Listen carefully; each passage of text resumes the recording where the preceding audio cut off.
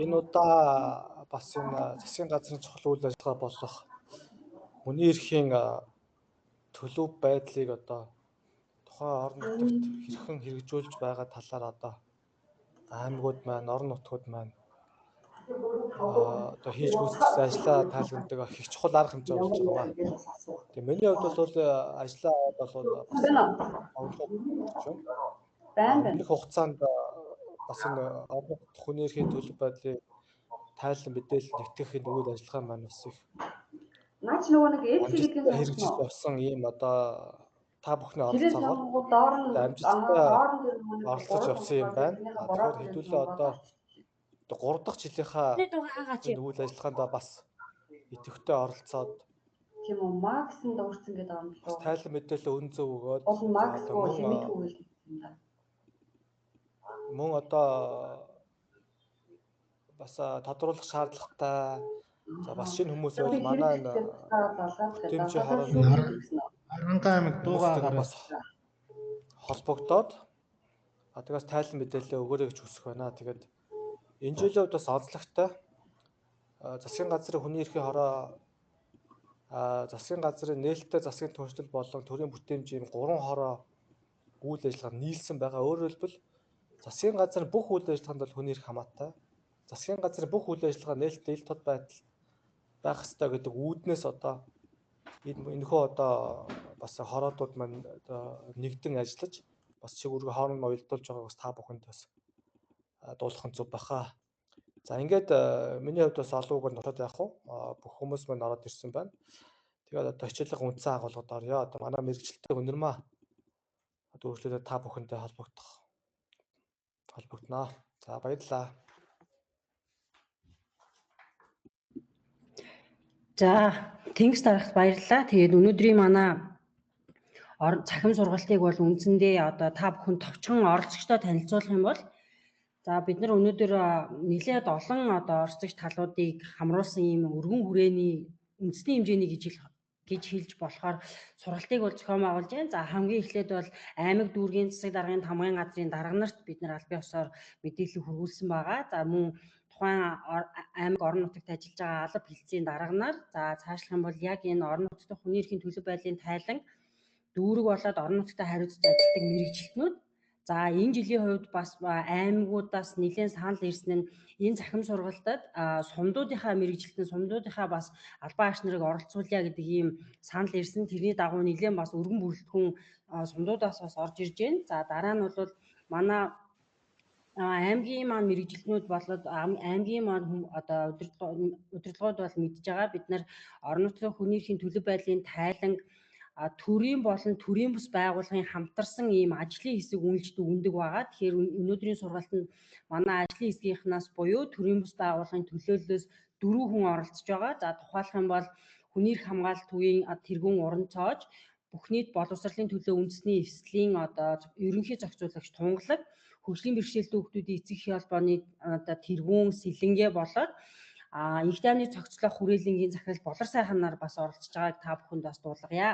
За тэгээд товчхон одоо хөтөлбөрөөр танилцуулах юм бол та бүхэнд мэйлээр хүргүүлсэнчлийн дагуу за энэ сургалт маань бол ерөнхийдөө орон нутгийн хүний эрхийн төлөв байдлын тайланг одоо бичиж боловсруулж илтгэх процесст бид нар юуг анхаарах хэрэгтэй вэ гэдэг үндсэн агуулга бол явна. За дараагийн нэг зүйл нь бол шинэ одоо орж байгаа тий одоо энэ жил бол дүүргүүд шинээр нэмэгдсэн байгаа. Тэрнтэй холбоотойгоор ер нь орон нутгийн хүний эрхийн төлөв байдлыг тайлагнах журмын нэг товч танилцуулга болоод календарчлан дарааллыг бид нар та бүхэнд бас товчхон танилцуулна.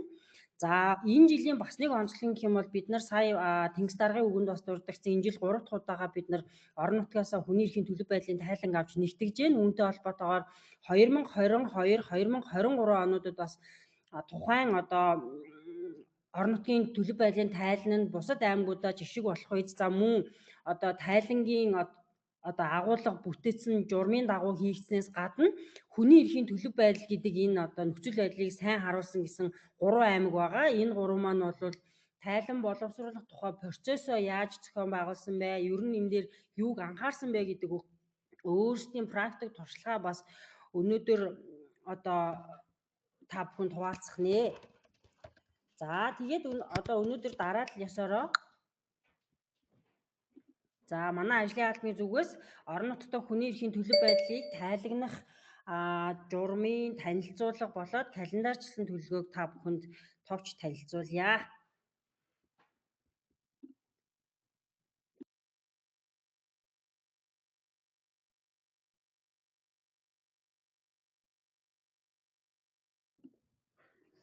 За та бүхэнд миний слайд харагдаж байгаа байх гэж найдаж байна.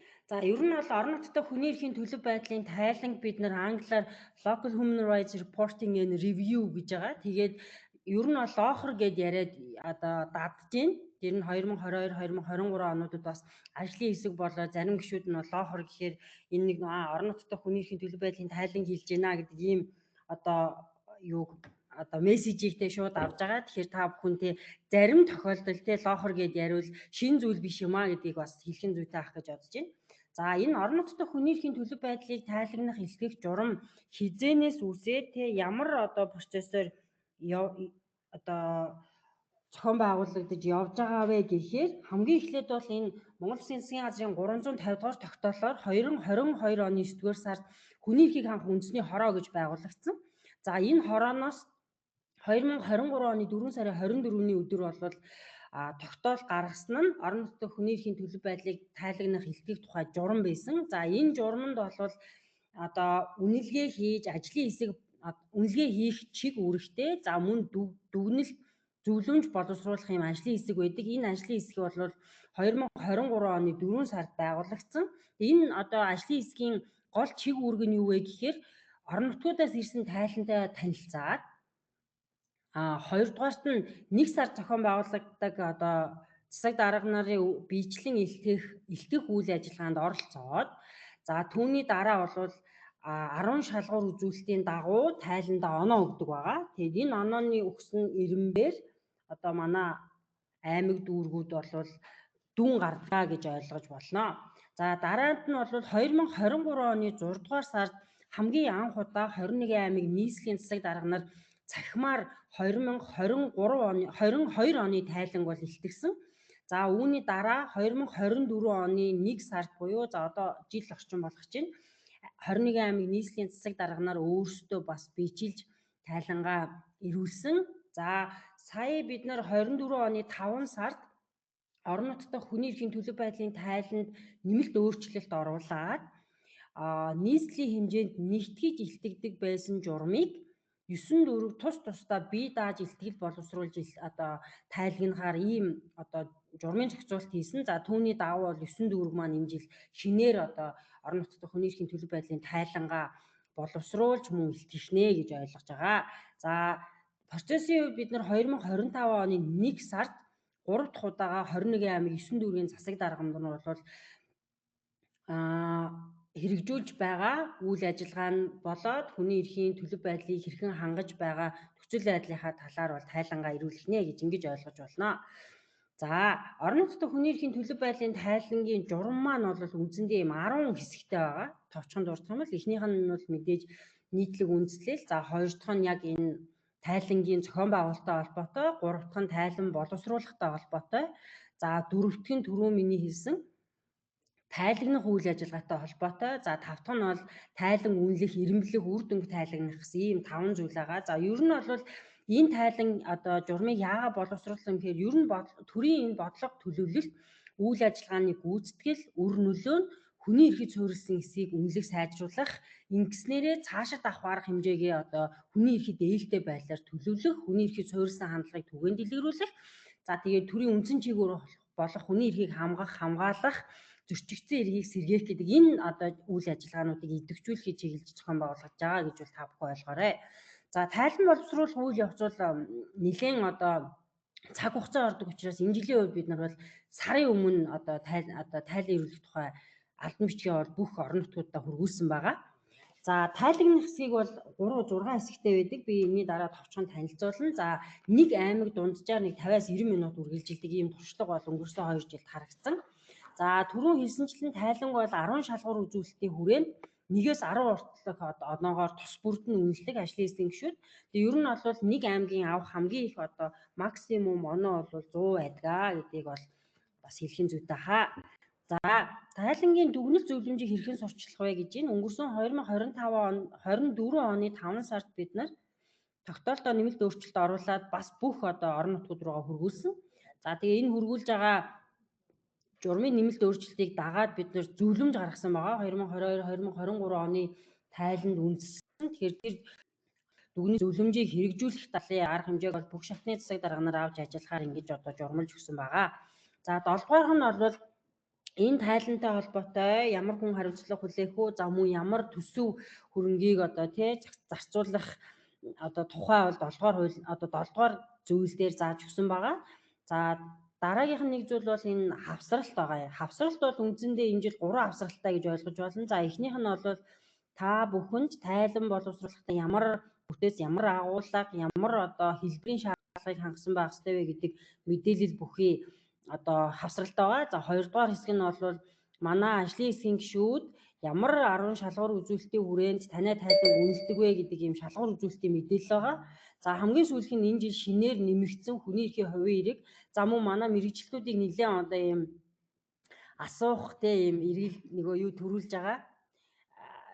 Нэг хавсралт байгаа. Тэр нь бол хүний эрхийн хувийн эрэг байгаа. Энийг би яг тухайн бүрт нь бас мэдээлэлүүд явъя гэж бодож байна. За үндсэндээ бол ийм одоо мэдээлэл байгаа гэсэн үг. За орон нутгад хүний эрхийн төлөв байдлын тайлан буюу доохор маань үндсэн 5 бүлгийн тайлангаа боловсруулж ирүүлэх ёстой. За дэлгэцэнд харагдаж байгаачлан тухайн 5 бүлэг дээр тусгах агуулга болоод хэлбэрийн шаардлагыг та бүхэн харж байна. За энийг бол манай бас дараагийн одоо хөтөлбөрийн дагуу дараагийн танилцуулга 2 дугаар хэсэг дээр илүү наривчилж ярих учраас би та бүхэнд хэлбэрийн шаардлагыг товч дурдаад явъя гэж бодож байна. За 1-р бүлэг дээр бол та бүхэн 5 хүртэлх хуудас буюу 1200 тэмдэгтэд багтааж тайлангаа бичих хэрэгтэй.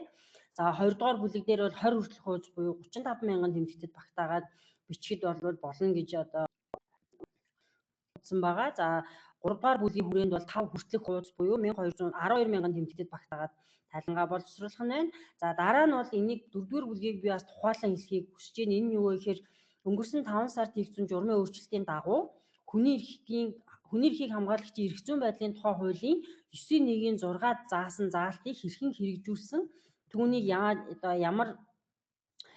түүний хүрээнд ямар арга хэмжээнүүдийг авч хэрэгжүүлсэн болоод ямар үр дүнд хүрсэн бэ гэдгийг 3 хүртэлх хуудас буюу 9,000 тэмдэгтэж багтааж бичих ёстой байгаа. За тэгээ сүүлийн бүлэг нь бол санал дүгнэлт. За энэ дээр бол манай орон нутгууд тухайн тайлан одоо боловсруулахтай холбоотой гарсан хүндрэл бэрхшээл, за мөн хүний эрхийн одоо нэг ба хоёр одоо нэгээс дээш жил үргэлжилж байгаа хүний эрхийн ноцтой зөрчлийг яаж шийдвэрлэх тухай гих мэтчлэн санал дүгнэлтээ бол бичиж 3 хүртэлх хуудас нь буюу 9,000 тэмдэгтэд багтааж бичгээр ингэж журамлагдсан байдаг юм аа. За хавсралтын тухай товчхон хэлэх юм бол түрүүн би хэлсэнчлэн тайлан боловсруулах загвар байгаа. За энэ загвартай одоо зэрэгцээгээд орон нутагт үйл ажиллагаа явуулж байгаа төрийн бус байгууллагууд бас зэрэгцээ тайлан ирүүлж болдог. Тэгэхээр тэр зэрэгцээ тайлан ямар хэлбэрийн болоод агуулгын шаардлагыг хангах вэ гэдэг ийм мэдээллийг оруулсан. За энэ дээр нөгөө манай тайлан боловсруулах үндсэн 5 чиглэл одоо бүлэг бол харагдаж байна. За 2 дугаар хэсэг нь бол 2 дугаар хавсралт маань бол үнэлэх хуудас байгаа. За та бүхний одоо харж байгаачлан дараах 10 шалгуур бол үнэлэх хуудасанд орсон байгаа. За 1-р нь тайлан бүхэлдээ хэлбэрийн шаардлагыг хангасан хэсэг, 2-дугаарт нь хүний эрхийн талаар сайн туршлагыг тусгасан хэсэг, 3-дугаарт нь олон талын оролцоот байдлыг хангасан байдал, за хүний эрхийн зөрчлийн баримтжуулалт, арга зүйн зөвлөгөө дэмжлэг, иргэний орон зай, эрэх хариуцлага, ялгуурлан гадуурхалт, хүртээмж саадгүй байдал, мэдээллийн бэлэн байдал ашиглалт гэсэн ийм үндсэн 10 шалгуур үзүүлэлтээр бол манай ажлын хэсгийн гишүүд орон нутгаас ирсэн тайлан үнэлдэг байна. За хүний эрхийн хувийн эрэг гэсэн ийм 3 дугаар хавсралт байгаа. Энэ жил шинээр нэмэгдсэн. За энэ одоо хувийн эрэг бол аймаг дүүргийн хэмжээнд нэг л гарна. За нэг гарахтаа 2024 оны тайлан учраас 2024 оны тоо мэдээг багтаасан нийгмийн эдийн засгийн суурь үзүүлэлт түнчлэн яг хүний эрхийг хангаж ажиллахад шаардлагатай хүний суурь эрхийг хангах чиглэсэн одоо дэд бүтээц болоод бусад одоо нийгмийн одоо асуудлуудыг ямар нөхцөл байдал байгааг танай аймгийн одоо бэлдэж ирүүлсэн хувийн хэргийг хараад ажлын хэсгийн гишүүд бас мэдэх боломжтой гэдгээрээ нэлээд ийм ач холбогдолтой. Нөгөө талаас та бүхний одоо танилцуулга хийдэг одоо 21 аймаг маань мэдж байгаа. Танилцуулах юм бол эхний нүүрэнд байх ийм мэдээллүүдийг нэгтгэж харуулж байгаа. Учир нь өнгөрсөн жилээс харахад тайлангаа илтгэх процессууд танилцуулах хэсэг дээр янз бүрийн мэдээллүүдээ олон талын мэдээллүүд орж ирсэн. Тэгээ зарим тохиолдолд бас тэр нь шүүмжлэлд агуулж ирсэн учраас танилцуулгыг нэгдсэн байдлаар хийхэд бас та бүхэн нэмэртэй ахаа гэж ингэж бодож байна. За ингээд тайлангаа боловсруулаад журман заасан хугацаа буюу 12 сарын 10-ны дотор албан бичгээр алавжуулаад засгийн газрын хэрэг эрхлэлт газарт ирүүлсэний дараа илтгэх үйл ажиллагаа үлддэг. За манай дүүргүүдэд бас энэ жил шинэ мэдээлэл өгөхдөө бас тухайлан тайлбарласан байгаа. Энэ тайлан бол бусад одоо оны эцсээр гардаг төрийн байгууллагын тайлангаас ялгаатай зүйл нь оны дараа аймаг дүүргийн засаг дарга нар бижилж өөртөө танилцуулдаг. Тэгэхээр энэ танилцуулах процесс маань яаж явдаг вэ гэхээр хамгийн эхлээд нэгдүгээрт нь аймаг дүүргийн засаг дарга нар 10 минут өөртөөхөө бэлтгэсэн танилцуулгыг хүргэн. За дараад нь орон нутагт байгаа хүний эрхийн үндэсний комиссийн ажилтан төлөөлөл референт тухайн тайлантай холбоотой 5 минут байр суурь илэрхийлдэг. За түүний дараа бол төрийн бус байгууллага зэрэгцээ тайлан ирүүлсэн болоод олон талын оролцоог хангах шалгуур үзүүлэлтийн хүрээнд оролцсон төрийн бус байгууллагууд тус бүр 5 минутаас тухайн тайлантай холбоотой мэдээлэл санал зөвлөмж дүгнэлт байр сууриас илэрхийлдэг. За түүний дараа илтгэгч нараас ажлын эсвэн гишүүн тус бүр асуулт асуудаг. За тэр асуултанд бол өмнөх 2 жилийн туршлагыг харах юм бол засаг дарга нар нэлээд өргөн бүрэлдэхүүнтэйгээр асуудал хариуцсан, ажил асуудал хариуцж байгаа алба хэлцийн дарга нар болоод бүх албан агч нарыг байлцуулж илтгэжсэн юм сайн туршлагуудыг бол бид нар өмнө жил харсан байгаа. Тэгээ энэ жил ч гэсэн тэр байдал маань үргэлжлээд явах байхаа гэж бодож байна. Тэгээ ажлын хэсгийн асуусан гишүүдийн асуусан асуултанд асуудал хариуцсан хүмүүс холбогдох чиг бүрийнхаа хүрээнд хариулаад явдаг. За дараа нь асуултанд хариулах 10 минут бас нөгөө хүмүүс маань хоорондоо мэдээлэл нэгтгэж болно, за мөн ярилцаж болно, тайлан дутуу оруулсан мэдээллүүдээ мөн ингэж хэлэх тийм боломж олддог учраас энэ дээр бас нэлээд бас ач холбогдол өгж оролцдог ийм туршлага бол харагдан. За хамгийн сүүлд нь ажлын хэсгийн гишүүд тус бүр тухайн тайлантай холбоотой зөвлөмжөө өөрийн санал болоод зөвлөмжөө өгснөөр энэ тайлан бол дуустгаа, илтгэх процесс дуустгаа гэж та бүхэн ойлгоорой. Тэгээд энэ дундуур мэдээлэл өгөж хэлэхэд за 2022 он 2023 оны бүх аймгийн тайлангууд болоод нийслэлийн тайлангууд YouTube дээр олон нийтэд нийслэлээр байрсан байгаа. Тэгээд шаардлагатай гэж үзэх юм бол манай аймагуд бас туршлага судлах үүднээс бас тэр бичлэгүүдийг гүйлгээд ч юм уу түргжилсэн байдлаар бас үзэх боломжтой байгаа шүү гэдгийг бас хэлье. Дүүргийнхэнд маань бас нэлийн ач холбогдолтой байх болов уу гэж ингэж найдаж байна. За товчхон энэ дээр орон нутгийн хүний эрхийн төлөв байдлын тайлангийн календарчлан дарааллыг та бүхэнд харуулж байна. За үндсэндээ бол нэг эх оны 5 сар хүртэл бидний энэ ажил бол үргэлжилдэг. За тэр нь юу гэхээр 10 дугаар сард бид нар орон нутгууд руу явуулах бичгийнхаа бэлтгэл ажил бусад жилийн календарчлан төлөвлөгөөг бол гаргадаг. За 11 сард бид нар тайлан ирүүлэх тухай алтан бичгийг 21 аймаг 9 дүүргийн тамгын газрын дарга нарт бол явуулсан байгаа. Энэ нь бол 11 сарын 8-ны бичиг байгаа. За энэ дээр зарим нөгөө аймагуд руу бол нэлийн хожуу буюу бараг 10 хоногийн дараа очиж байгаа ийм бас юу байгаа. Тэгэхээр бид нэр туршлага байна. Тэгэхээр ирэх нөгөө тайлан илтгэх тайлан илтгэх хуваарийг бол бид нар гарсан өдрөөс нь шууд ингээд юугаар цахимаар явуулъя гэсэн ийм төлөвлөгөөтэй ажиллаж байна. За тэгээд 11 сарын сүүлд хийж байгаа бол энэ цахим сургалт байгаа. Энэ цахим сургалтаар бол 24 оны тайлан хэрхэн бичигтэй холбоотой нэлээд юм цогц мэдээллийг оролцогч талууд маань авах хаа гэж ингэж найдаж байгаа. За 12 дугаар сард хийх ёстой нэг чухал зүйл нь юу вэ гэхээр та бүхэн тайлангаа ирүүлэхээс өмнө 11 сарын сүүл 12 сарын эхээр 11 хүртэл орон нутагт байгаа төрийн бус байгууллага, иргэний нийгмийн байгууллагуудаараа хилцүүлэх ийм ажил бас байдаг. За түүний дараа бол 12 сарын 10-нд албан бичгээр баталгаажуулсан тайлангаа бол засгийн газрын хэрэг эрхлэх газар ирүүлнэ. За энэ жил бол нөгөө манай байр шиг солигдсонтой холбоотойгоор бид нар явуулсан мэйлдээ шуудан ийм хаягаар хаягилж ирүүлээрэй гэдгийг бол маш том бичиж ирүүлсэн байгаа. Тэгэхээр манай асуудал хариуцж байгаа мэрэгчлэнүүд бас тухайн хаягаар бид нар тайлангаа ирүүлээрэй. За мөн өмнөх туршлагыг харах юм бол нэлээд эрт ирүүлсэн боловч шуудангийн нөгөө ажил ачаалал хүргэлтээс хамаарат хоцорж ирсэн юм тохиолдол байгаа учраас албан бичиг гарсан өдрөө бид нар миний имэйл хаягаар шууд одоо явуулсан илүү хэлбэр авах болов уу гэж бодож байгаа. Тэгэхээр та бүхэн энийг бас анхаарч ажиллаарай гэж хүсэж байна. Дараа нь бол бид 12 сарын тайлан хүлээж авсны дараа 12 сарын 15-наас 25-ны хооронд Монгол Улсын Сайдын газрын хэрэглэх газрын даргын одоо талаар 21 аймаг 9 дүүргийн элтгэх хуваарийг өдөр цагтаа та хөргүүлнэ. Тэгээ түрүүн би яриандаа дурдсанчлан хуваар гарсан өдөр шууд одоо нөгөө цахимаар та хамгийн эхлээд хөргүүлнэ. Тэгээд араас нь шуудангаар очихгүй бол цаг хугацааны хувьд бас хоцрогдол ялгаа гараад байгаа учраас гэж явах нь зөв юм аа гэж ингэж одоо шийдсэн байгаа. За 1-р сард буюу оны ихэнх тайлан ирүүлэхээс өмнө хэрвээ танай орон нутгаас зэрэгцээ тайлан ирүүлэх төрөмс байгууллагууд байвал бидний тайлан хилцэх хугацаанаас 14 хоногийн өмнө манай ажлын албанд хаяг тайлангаа ирүүлээрэй гэж бас ингэж хүсэж байна. Та бүхэн хамтарч ажилладаг иргэний төрөмс байгууллагын мэдээллийг уламжилж өгөөрэй. За дараа 1-р сард 1-р сарын 10-наас хойш байх бол гэж төлөвлөж байна. Ажлын албаны гишүүдийн нөгөө ажил үүргийн ажлын хуваар ингээд тухайн төлөвлөгөөнд оруулаад 1 сарын 10-наас 30 хооронд илтгэсэн төлөвлөгөө байна. Бол 6 ажлын өдөр бид бүтэн энэ аймагуудын тайлан хэл бол манай нэг аймаг 9 цаг дараа илтгэхнэ гэж та бүхэн ойлгоорой. Хоёрдугаар манай ажлын тайлан боловсруулалт эхэлдэг. Тэгээд та бүхнийг 12 сарын 10-нд тайлангаа гас ахуулаад манай ажлын гишүүд 1 сарын одоо 20 хүртэлтэй элдэх өдөр хүртэл ингээд аймаг дүүргийн айлгуудтай та бол урьдчилан бэлдсэн байдаг. Тэгээд элдэх манай ажлын эсгийн гишүүд бол асуултаа асууна.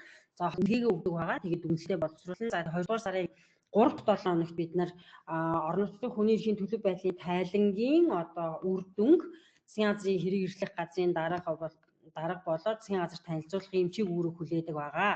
За 3-р сард бол 2024 оны орон нутгийн хүний эрхийн төлөв байдлын нэгдсэн тайлан гарна. За энэ маань бүх аймагуудын, бүх дүүргүүдийн мэдээллүүд ороод энийг Стар гэдэг ийм аргачлалын дагуу бид нар бичдэг. За 2022-2023 оны тайлангууд бол бичигдээд дууссан. За 24 оны тайлан бичигдэхээр 4-р сард бид нар 2022, 2023, 2024 оны гээд үндсэн 3 жилийнхаа хүний эрхийн төлөв байдлын тайлангийн дата мэдээллийг бол судалгаа.gov.cg-ийн салбарт байршуулж олон нийтэд хүргэх төлөвлөгөөтэй ажиллаж байна.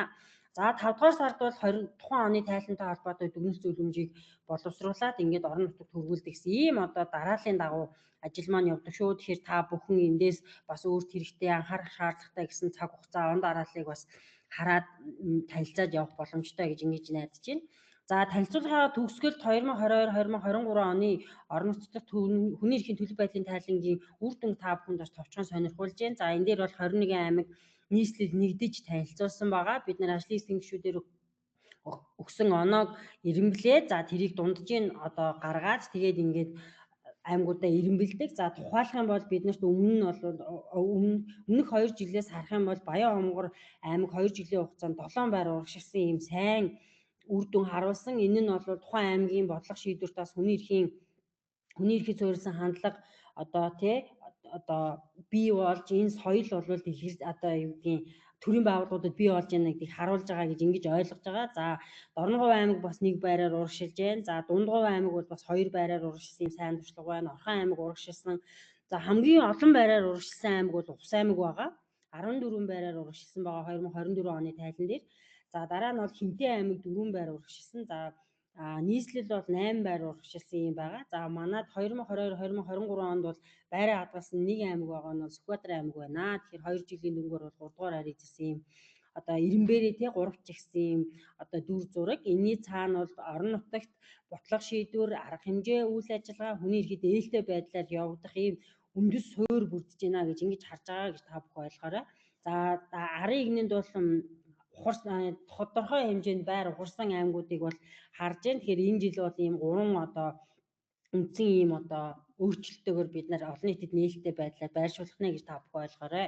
За ингээд миний танилцуулах хэсэг буюу танилцуулга 1 дуусж байна. Та бүхэнд хэрвээ миний ярьсан одоо танилцуулсан мэдээлэлтэй холбоотой асуулт одоо байх юм бол асуулт хариултын цаг дээр бас асуух боломжтой байгаа. За энэ тэгэхээр Миний нэр Тунгалаг. Би бүх нийт боловсролын талаар Иргэний нийгмийн үндэсний эвслийн ерөнхий зохицуулагч гэхдээ мөн давхар одоо энэ та бүхний бичиж ирүүлэх тайлан дээр тайлан одоо үнэлж, тайлан сонсож, санал зөвлөмж гаргах ажлын хэсгийн одоо гишүүнээр 3 дахь жилдээ ажиллаж байна.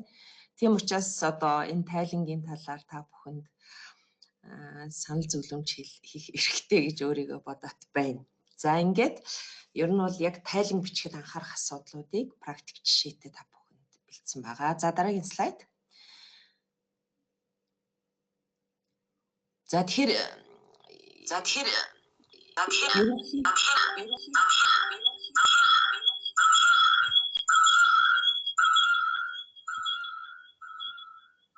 ерөнхий хүрээ давхар сонсогдоод байна уу? Ерөнхий хүрээ яг одоо ямар хүрээнд бичих юм бэ? Ямар гарын бичиг харж ээж энэ хүний эрх гэдэг чи юу юм бэ? Нийгмийн эдийн засгийн соёлын эрх гэж юу юм бэ гэдэг ингээд хүмүүс эзэлцдэг тэрэн дээр санал хэлнэ.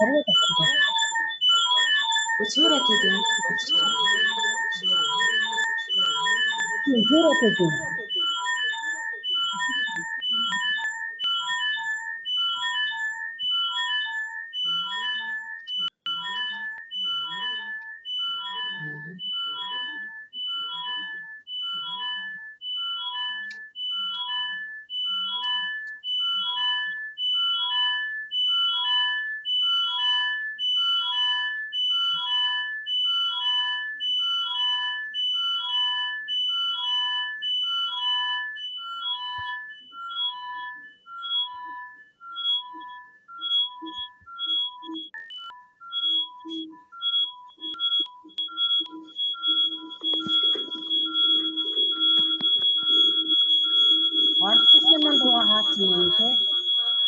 Угаачийн нэрээр давхар сонсдог.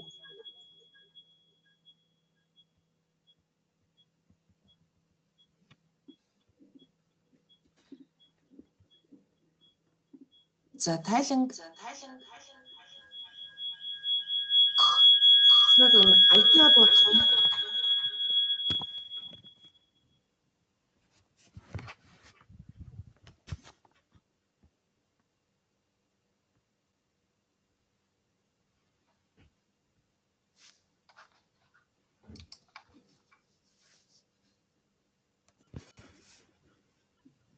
Тайлан боловсрол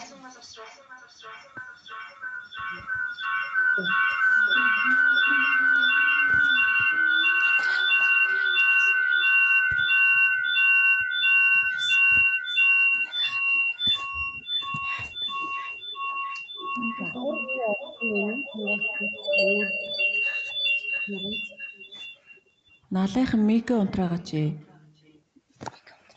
Угаа бичих дээр нэг юм алдан байна. Тэ бусад орцогч нарыг тэр сайгүй. намайг дуурахаар л. Одоо гайг үлдсэн үү? Одоо гайгүй. Оо за. Тэгэхээр тайлан боловсруулах яг үйл явцын талаар бас аймагуудын жишээ хэлнэ. Тэгээ яг тайлангийн үндсэн хэсэг. Нөхдөд энийг бүр би яах гэж эхний бүлэг, 2 дугаар бүлэг, 3 дугаар, 4 дугаар, 5 дугаар гэж бичсэн бэ гэхээр яг энэ загварын дагуу бичих ёстой. Тэгтэл нөхдүүд та бүхэн загвараа баримтлахгүй байгаа учраас хаана юу явж байгааг нь мэддэхгүй. Одоо уншиж байгаа, танилцж байгаа хүмүүст үнэлж байгаа хүмүүст хэцүү байдаг.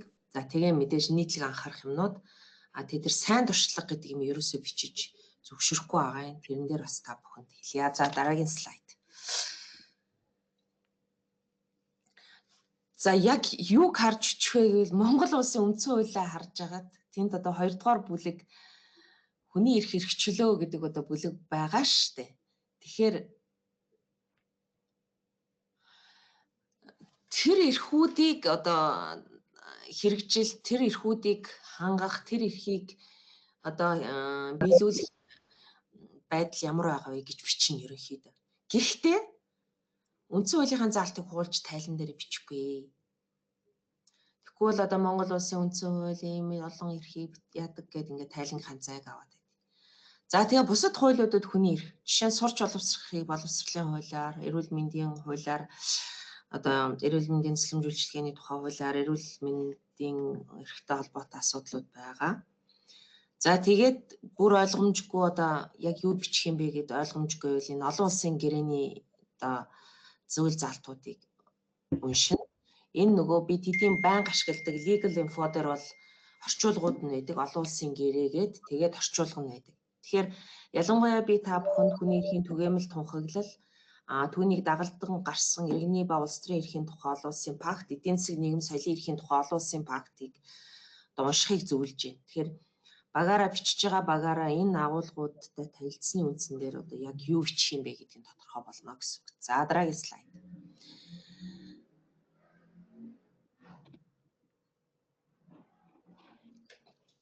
За эхний бүлэгт яг тайланг яаж боловсруулсан бэ гэдэг үйл явцаа 1 юм 2 параграфаар бичнэ гэсэн үг. За одоо юу гэдэг юм? Хүний эрхийн үндэсний комиссийн боловсруулсан хүний эрхэд нөлөөлөх байдлыг үнэлгээ их аргачлалын дагуу орон нутагтаа үнэлгээ хийлгээд тэрний үр дүндээр үндэслэж бичлээ. Одоо юу гэдэг аймагтаа юм хүний эрхийн нөхцөл байдлын судалгааг хийгээд тэрнийхээ үр дүндээр үндэслэж бичлээ гэдэг юм уу? Одоо тиймэрхүү юм бичнэ гэсэн. Эсвэл одоо энэ нодон жил Сүхбаатар аймаг засаг даргынхаа одоо захирамжаар одоо байнгын ажлын хэсгийг одоо холбогдох байгууллага нэгжийн удирдлага албаагч 13 хүний бүрэлдэхүүнтэй байгуулад тэгээ тэр хүмүүсийн салбарынхаа мэдээллийг гаргаад нэгдгээд тайлангаа боловсруулад тэрийгэ иргэний нийгмийн байгууллагуудын холбоо комиссийн референт хүний эрхийн үндэсний комиссийн референтэд албан бичгээр хүргүүл санал дүгнэлтийг нь аваад сайжруулад ингээд илгээсэн гэдэг ийм л одоо юм хэлнэ гэсэн үг. Жишээ нь Дорногов аймаг улсын болон орон нутгийн бодлого төлөвлөлт үйл ажиллагааны гүйцэтгэл үр дүн өрнөлөө хүний эрхэд суурилсан хэсэг талаар өөрсдийнхөө үйл ажиллагаанд өөрсдөө дүн шинжилгээ хийгээд за тэгээд хүний эрхийн зөрчлийн талаар мэргэжлийн байгууллагаас гаргасан нөхцөл байдлын тайлан мэдээллүүдийг ашиглаад сумдад хүний эрхийн ямар зөрчлүүд байгааг тодорхойлоод тайлангаа боловсруулсаа л гэж хэлж байна. Энэ нь тайлангаа яаж үтсэн, юу гүнзэлсэн, ямар үйл явцаар бичсэн. Тэгвэл ихэнх аймаг яадаг вэхээр зүгээр нөгөө хууль зүйнэлц бичээл баахан гэмт хэргийн тоо бичээл явуулчихдаг. Тэгээ тэрийг хүний эрхийн тайлан гэж одоо хэлээд байгаа. Ийм явдал. Эсвэл боловсролын газрын хүн хариуцсан бол баахан боловсролынхаа статистик биччихээд хүний эрхийн тайлан гэж хэлдэг. Тэгэхээр ийм үйл явц явах ёстой гэдэг юмыг одоо хэлэх ёстой. За дараагийн слайд.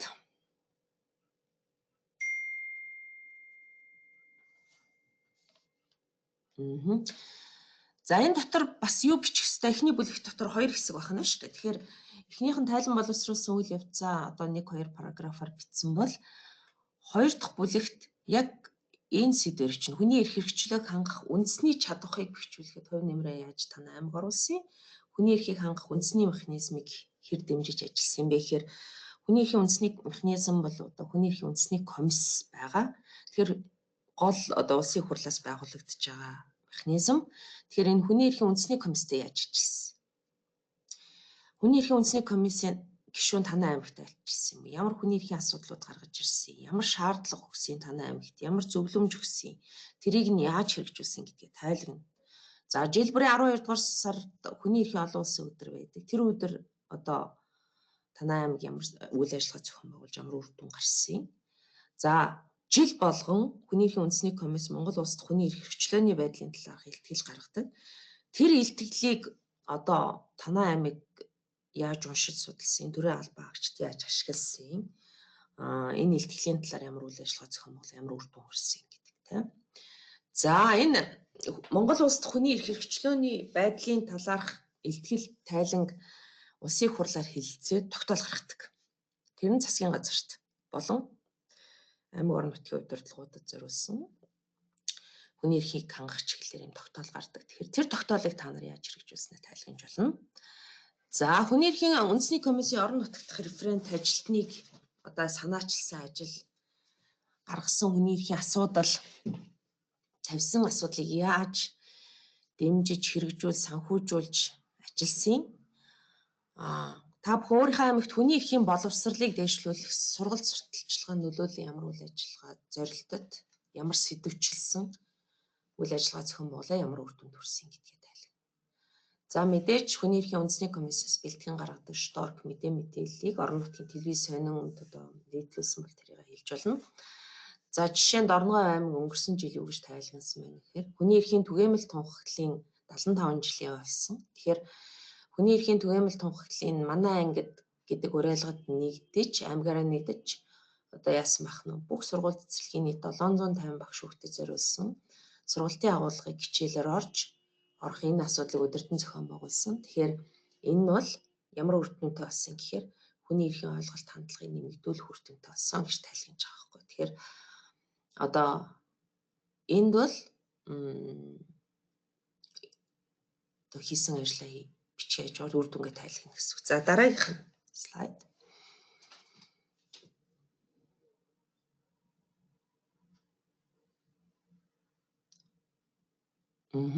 За 2 дугаар бүлэг рүү орж байна. Энэ бол тайлангийн үндсэн хэсэг. Хүний суур эрхийг хангасан үйл ажиллагаагаа тайлагнах ёстой. Гэхдээ энэ дотроо 5 дэд бүлгээр бичигдэнэ. Нэгт нь хүний хувийн эрхчлөлийг хэрхэн хангах чиглэлээр хийсэн үйл ажиллагаа үр дүн. Хоёрт нь улс төрийн эрх хэрэгчлөө. Гуравт нь өмчлөх эрх. Дөрөвт нь нийгэм соёлын эрх. Дөрөвт нь тусгай хэрэгцээ онцлог эрх ашиг бүхий. Манайх зорилтод эмзэг янз янзаар хэлээ. Тэр бүлгийн эрх ашиг эрхийг хангах чиглэлээр одоо зохион байгуулсан үйл ажиллагаануудаа тайлагнана. Тэгэхээр энэ бол тайлангийн гол хэсэг. Одоо жишээ нь нийслэлийн жишээ байна. Иргэдийн зөвлөгөө авахар түгээмэл хандаж буй асуудал дүн шинжилгээ хийхэд гэр бүлийн маргаан, хөдөлмөрийн маргаан, зээлийн гэрээ, түүнтэй холбогдох маргаан болон газрын маргааны асуудал одоо гол байрыг эзэлж байна. Тиймээс иргэдийн тус чиглэлээр мэдлэг ойлголтыг нэмэгдүүлэхээр MGL радио 88.3 радиотой хамтран дээрх сэдвүүдийн хүрээнд радио зөвлөгөө контентын их бэлтгэж 3, 5, 7, 9, 11 дугаар саруудад өдрийн 12 удаагийн давтамжтайгаар нийт 1440 удаа цацж олон нийтэд хүргэн ажилласан. Энд бол нэг өгүүлбэрт маш их юмыг тайлбарласан байгааг харж байна. Одоо яадаг бах нь? Иргэд зөвлөгөө авахар түгээмэл хандж байгаа асуудалд дүн шинжилгээ хийсэн байна. Тэгээд ерөөсө голлох одоо хүний эрхийн зөрчил асуудлуудаа тодорхойлсон байна.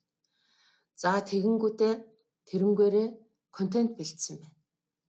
Контента тодорхой давтамжтайгаар тодорхой саруудад цацгаар хүмүүс яг энэ саруудад ийм явдаг гэдэг ингээд хүмүүс мэддэг сонсдог болно гэсэн. Тэгэхээр энэ бол одоо ийм үйл ажил, ингэж үйл ажиллагааг тайлбарна. За Дорногов аймаг орон нутгийн төсвийн 13.5 тэрбум төгрөгийн санхүүжилтээр 23 оны 7 дугаар сард Дорногов аймгийн зорилттой бүлгийн иргэдийг түрээслээд өмчлөх орон сууцнд хамруулах журмыг боловсруулан аймгийн иргэдийн төлөөлөлтөд орлоор батлаж сум баг байгуулахад квот олгон зорилттой бүлгийг тодорхойлон иргэд олон нийтэд нээлттэй ил тод байдлаар шалгарууллаа. За үр дүн нь эхний ээлжинд 105 өрхийг хамруулсан. Хөгжлийн бэрхшээлтэй иргэн 7 ахмад настан 11 өрх толгоос их эцэг 2 олон хүүхдээ гэр бүл 6 залуу ингээ явчих. Тэгэхээр энэ одоо параграфт бол одоо маш олон санаа явж.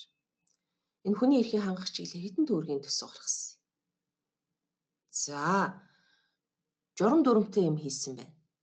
Өөрөөр хэл хүний эрхийг хангах гэдэг зөвхөн үр дүн бас үйл явцын хүрээнд хэрэгжүүлж байгаа үйл ажиллагааны чи явцад хүний эрх хангагдаж ах хэрэгтэй гэж үздэг. Тэгэхээр журмаа боловсруулсан байна. Иргэдийн орол баталсан байна. За одоо эрхтэг шүртэмжтэй байдлыг яаж хангасан? Сум баг байгууллагатай квот болгоцсон. Тэрээс нэг сумаас дийлэнх, нэг багаас дийлэнх, нэг байгууллагаас дийлэнх олгохгүй. Одоо эрхтэгш тэгш ойрлох зарчмын дагуу квот олгосон байна. За дараа нь зорилттой бүлэг гэж хэнийг хэлэхээ тодорхойлж өгсөн байна. Тэгэхгүй л эн чинь байгууллага болгон аймаг сум хүн болгон зорилттой бүлгийг өөрөөр ойлгодог. Энийг бол манай судалгаагаар одоо гаргаж ирсэн байдаг. Тэгэхээр ийм бүлгүүдийг зорилттой гэж үзнэ гэдгээ. За тэгээд маш чухал дараагийн нэг энэ хэлж байгаа санаа бол иргэд олон нийтэд нээлттэй ил тод байдлаар шалгаруулсан. Тэгэхээр энэ бол хүний эрхийг суурилсан байх хамгийн гол зарчмуудын нэг ил тод нээлттэй байдлаар шалгаруулах. За тэгээд үр дүнгийн харахаар одоо та бүхний тайлангийн дэд бүлгийн тусгай дэв буюу тусгай хэрэгцээ онцлог эрх ашиг бүхий бүлгийн эрхийг яаж хангасан ингээ харагдаж байгаа. Тийм ээ. Тэгэхээр одоо энэ 5 дэд бүлгээр тайлангаа авчин дотор нь үйл ажиллагаагаа ингээд маш тодорхой тайлгна гэсэн. За дараагийн слайд. За жишээ нь одоо нийгмийн эдийн засаг соёлын эрх дотор сурч боловсрох эрх багтдаг. Өвөр хангай аймгийн өнгөрсөн жилийн тайлангаас харъя. За сурч боловсрох эрхийг та бүхэн тайлгнаж бантагнуулнаа. Тэдэн хүүхэд сургууль сурдаг, тэдэн хүүхэд цэцэрлэгт явдаг гэвчээд байна. Тэгээ тэрийг чинь бид нар хараад хүний эрх хангагдсан уугүй юу гэдгийг хэлэх ямар ч боломжгүй. Тэгтэл одоо энэ өвөр хангайн жишээ. Ерөнхий боловсролын хамрын сургалт тийм ээ 22 онд 93.4% байсан бол дараагийн хичээлийн жилд 23-аас 24 оны хичээлийн жилд 92.5% болж өмнөх өнөөс 0.9%-аар буурсан. Энэ ямар шалтгаантай гэхээр хам өсөлт буй сурагчийн тоо нэмэгдэж байгаатай холбоотой гэж. За энэ жоо инээдтэй өгүүлбэр байсан. Гэхдээ яг би одоо бичснээр нь оруулсан. Гэхдээ өөрөөр хэлбэл энэ 93.4%-тэй 92.5%-тэй гэж харангууд цаана хүүхдүүд сургууль сурахгүй байгаа юм. Сурч боловсрох эрхээ эдэлж чадахгүй хүүхдүүд байгаа юм байна. Сургуулийн гадна байгаа хүүхэд байгаа юм байна. Сургуулиас завсардсан хүүхдүүд байна гэдгийг бол харуулж байгаа хгүй. Тэгэхээр энд хүний эрхийн зөрчил байгаа юм байна гэдгийг харуулж. Тэрнээс 23,500 хүүхэд ерөнхий боловсролын сургуульд хамрагдж байна. Юу ч хэлэхгүй. Биднэрт хүний эрхийн талаар ямар ч тоо хэлэхгүй. За дараагийн одоо эдний тайлангийн онцлог бол энэ өмнөх онтой харьцуулсан байна. Эсвэл бүр тайлан бичиж эхэлсэн эхний онтой харьцуулж байна. Тэгээ шалтгаанаа бичнэ. Яг зөв. Энэ бол одоо яг одоо зарчмаар бичсэн. Хүний эрхийг суурилсан зарчмаар бичсэн тайлан. Гэхдээ харамсалтай нь буурсан тий. Ингээд байгаа нь одоо муурдан штэ. Тэгээ шалтгаанаа бол таархан тайлбарласан. Сурагчдын тоо нэмэхээр хамрын сургалт буурна гэж байхгүй л тий. Хам өсөхөөр буурна гэж байхгүй. Тэгэхээр энэ шалтгаанаа буруу тодорхойлж байна гэсэн үг. За тэгээд энэ маш одоо ил тод тайл. За төрийн тайлан шиг хамаг сайхнаа тайлагнаад муугаа орхихгүй. Яна зарим газар муу сонсогдоод байгаа юм болов уу? За хамаг сайнаа тайлагнаад одоо муугаа орхино гэж алдаа дутагдлаа нуухгүй. Хүний эрхийн төлөв байдлын тайлан гэдэг чинь төлөв байдлаа л одоо тайлагнаж байгаа учраас жишээ нь 40 хүүхэд сургуулийн гадна байна гэдэг ил тод хэлж байгаа байхгүй. Эн чинь маш чухал. Тэгээ ингээд болоод харцсан аймаг бол дараагийн удаа энэ 40 хүүхдээ яах вэ гэдгээ одоо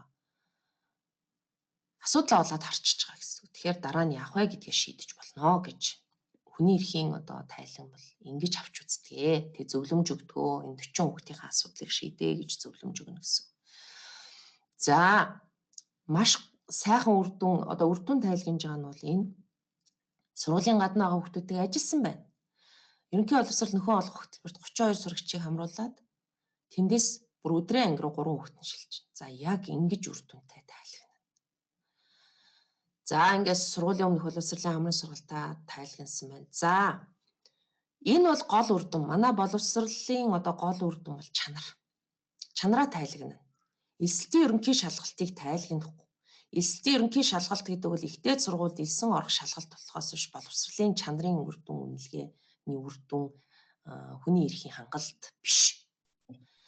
Тэр эсэлтийн ерөнхий шалгалт нь зүгээр ихтэй сургуульд элсэх гэж байгаа хүүхдүүд л шалгалт өгдөг болохоос танай аймгийн бүх 12 төгссөн хүүхд шалгалт өгдөггүй учраас энийг үр дүн чанарын үр дүн гэж чанарын одоо шалгалтын үр дүн гэж үздэг. Боловсролын үнэлгээний төвөөс жил болгон авдаг чанарын үнэлгээний дүнгээ тайлгнаа. Харж байна уу? 2020 онд 36.5-тай чанар үнэлэгдсэн бол 22 онд 40.4% болж өссөн. Үнэхээр одоо ковид болмоос 21 онд хийгдээгүй, 23 онд хийгдээгүй. Тэгэхээр энэ ахгүй юу? Инхээр би юу гэж харах вэ гэхээр өөр хангай аймагт байгаа хүүхдүүдийн сурч боловсрох эрх хангагдж байгаа юм байна тодорхой хувиар. Ямар ч байсан одоо чанар нь өсөж байгаа юм байна. Орон нутгийн засаг захиргаа, орон нутгийн боловсролын байгууллагууд хичээж байгаа юм байна. Хүний эрхийн хангахын төлөө ажиллаж байгаа юм байна, чармааж байгаа юм, тодорхой үр дүн гарч байгаа юм байна гэж. Эдгээр 40% сурч ийн гэдэг бол маш муу үр дүн. 60% сурахгүй байна гэсэн үг шүү дээ. Сургуульдаа яваад байгаа мөртлөө юм сурахгүй байна гэж хэлж байгаа гэсэн. Харамсалтай яг одоо орон нутагт ер нь ихэнх нь ийм л байгаа. Хотын цаарч гэсэн юм байгаа. За 2022 онд жишээ нь цэцэрлэгийн одоо гүйцэтгэлийн үнэлгээний дүнг тайлагнана.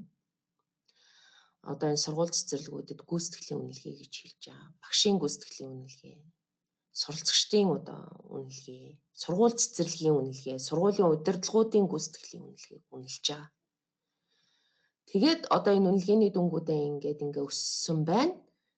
Тэгээд дүгнэлтээ хийж байгаа. Манай аймгийн боловсролын үйлчилгээний үзүүлэлт хангалттай түвшинд байна. Хүүхдийн сурч боловсрохыг хангаж байна гэж үзэх үндэслэл байна гэж өөрсдийгөө одоо хүний эрхийнхаа сурч боловсрохынхаа хэрэгжилтийг үнэлсэн байна. Тэ? А энэ үнэлгээ бодтой юу үгүй юу гэдэг бол дараагийн асуудал. Гэхдээ тайлангаа бол маш сайн боловсруулсан гэж жишээ болгож байгаа. За дараагийн слайд.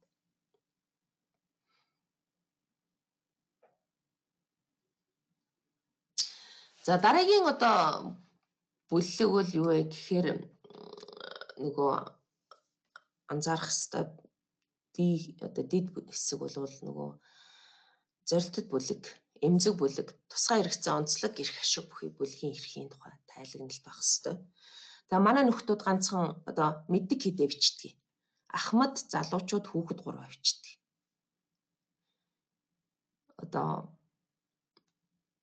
үгүй юм аа тий. Одоо энэ ногоон дор байгааг харвал хүүхэд өсвөр үеийн дотроо хүч хийлдвэртэж байгаа, хүүхдийн хөдөлмөр эрхэлж байгаа, өнчин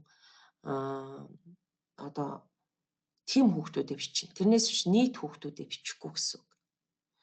Одоо өсвөр үеийнхэн гэдэг дотор жишээ нь жирэмслээд сургуулаас гарцсан охид байж болно. Хүүхэд гаргаад сургуулаас гарцсан охид ч гэдэг юм. Өөрөөр хэлбэл ийм маш тодорхой одоо бүлгийг бичнэ.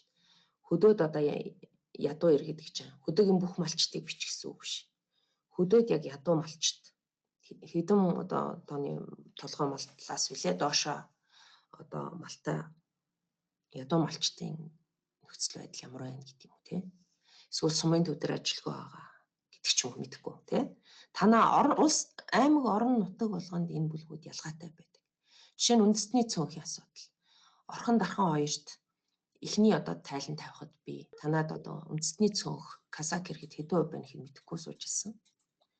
А дараагийн тайлан дээр хүн амын хэдэн хувь байна. Одоо тэд нарын одоо эрхийг хамгаалах чиглэлээр ийм үйл ажиллагаа явууллаа гэж тайлгнажсэн. Тэгэхээр одоо энэ асуудлыг бичнэ. За ажилгүй залуус, ур чадваргүй залуус гэдэг юм уу те. Эмзэг бүлгийн эрчүүд одоо өрх толгойлсон эрчүүдийн асуудал ч гэдэг юм уу те. Одоо гэр бүлийн хүч хийлдвэртэж байгаа эмэгтэйчүүд гэдэг юм уу те. Бэлгийн хүч хийлдвэрцэн охтууд гэдэг юм ингээд хөгжлийн бэрхшээлтэй. За тэгээд шилжин суурьшигч танаа нутаг шилжиж утсан хүмүүсийг ялгуурлах асуудал манайханд бий өвчин бий те. Тэгээд бэлгийн цөөнх, хүйсийн цөөнх, за тэгээ хүн худалдаалах, захын аймагуд бол хүн худалдаалах гэмтрийн хөрчид гэдэг ийм ялгаатай бүлгүүд бичнэ. За сайн жишээ хэлье. Дорногой жишээ нь ингэж утсан байгаа. 23-аас 24 оны хичээлийн жилд ЕБС 114, СΟБ-д 37 нийт 151 хөгжлийн бэрхшээлтэй хүүхэд суралцж байгаагаас ганцаарчилсан сургалтын хөтөлбөрөөр 45 багшид 45 хүүхэд хичээлж байна. Хөгжлийн бэрхшээлтэй хүүхдэд ажилтдаг багш нарт 10% нэмэгдэл урамшуул болгож. За ийм ерөөсөө ингэж тайлагна. Зарим аймаг бүр хөгжлийн бэрхшээлтэй хүүхдийн тоогч мэдэхгүй байгаа. Тэгвэл энэ тоогоо нэгтгээд тэгээд ганцаарчилсан сургалтын хөтөлбөр хийгээд эн чинь эрхийг хангаж байгаа гэсэн үг. Бусдад адилхан чанартай сурах эрхийг хангах арга хэрэгслүүл энэ ганцаарчилсан сургалтын хөтөлбөр гэдэг юм. За тэгээд багш нар нь ажилласан бол тэр хүний одоо илүү хийж байгаа ажлыг нь үнэлээд нэмэгдэл урамшуул олгоно гэдэг бол багшийн хөдөлмөрлөх эрхийг хангаж байгаа асуудал. Энд ингээд хичнээн хүний эрх явж байна уу? Нэг өгүүлбэр дотор. Энд Орхон аймгийн жишээг хэлье. Баян Улгийн аймгийн Орхон аймаг дахь нутгийн зөвлөлтөй хамтраа Бүрэгдийн баяр 2023 арга хэмжээ зохион байгууллаа. 3000 гаруй иргэд оролцлоо. 15 уран бүтээлч дайд байгаа өргөлөө. Энэ арга хэмжээний үеэр юу хийсэн гол нь ямар зорилго байсан хэрэг казак үндэсний ав соёл уламжлалт зан заншлыг танилцуулж үндэсний хоол гар хүртэл бүрэгдийн үзүүлбэр үзүүлсэн. За энэ юм байна. Тэ мэ? За дараагийн слайд.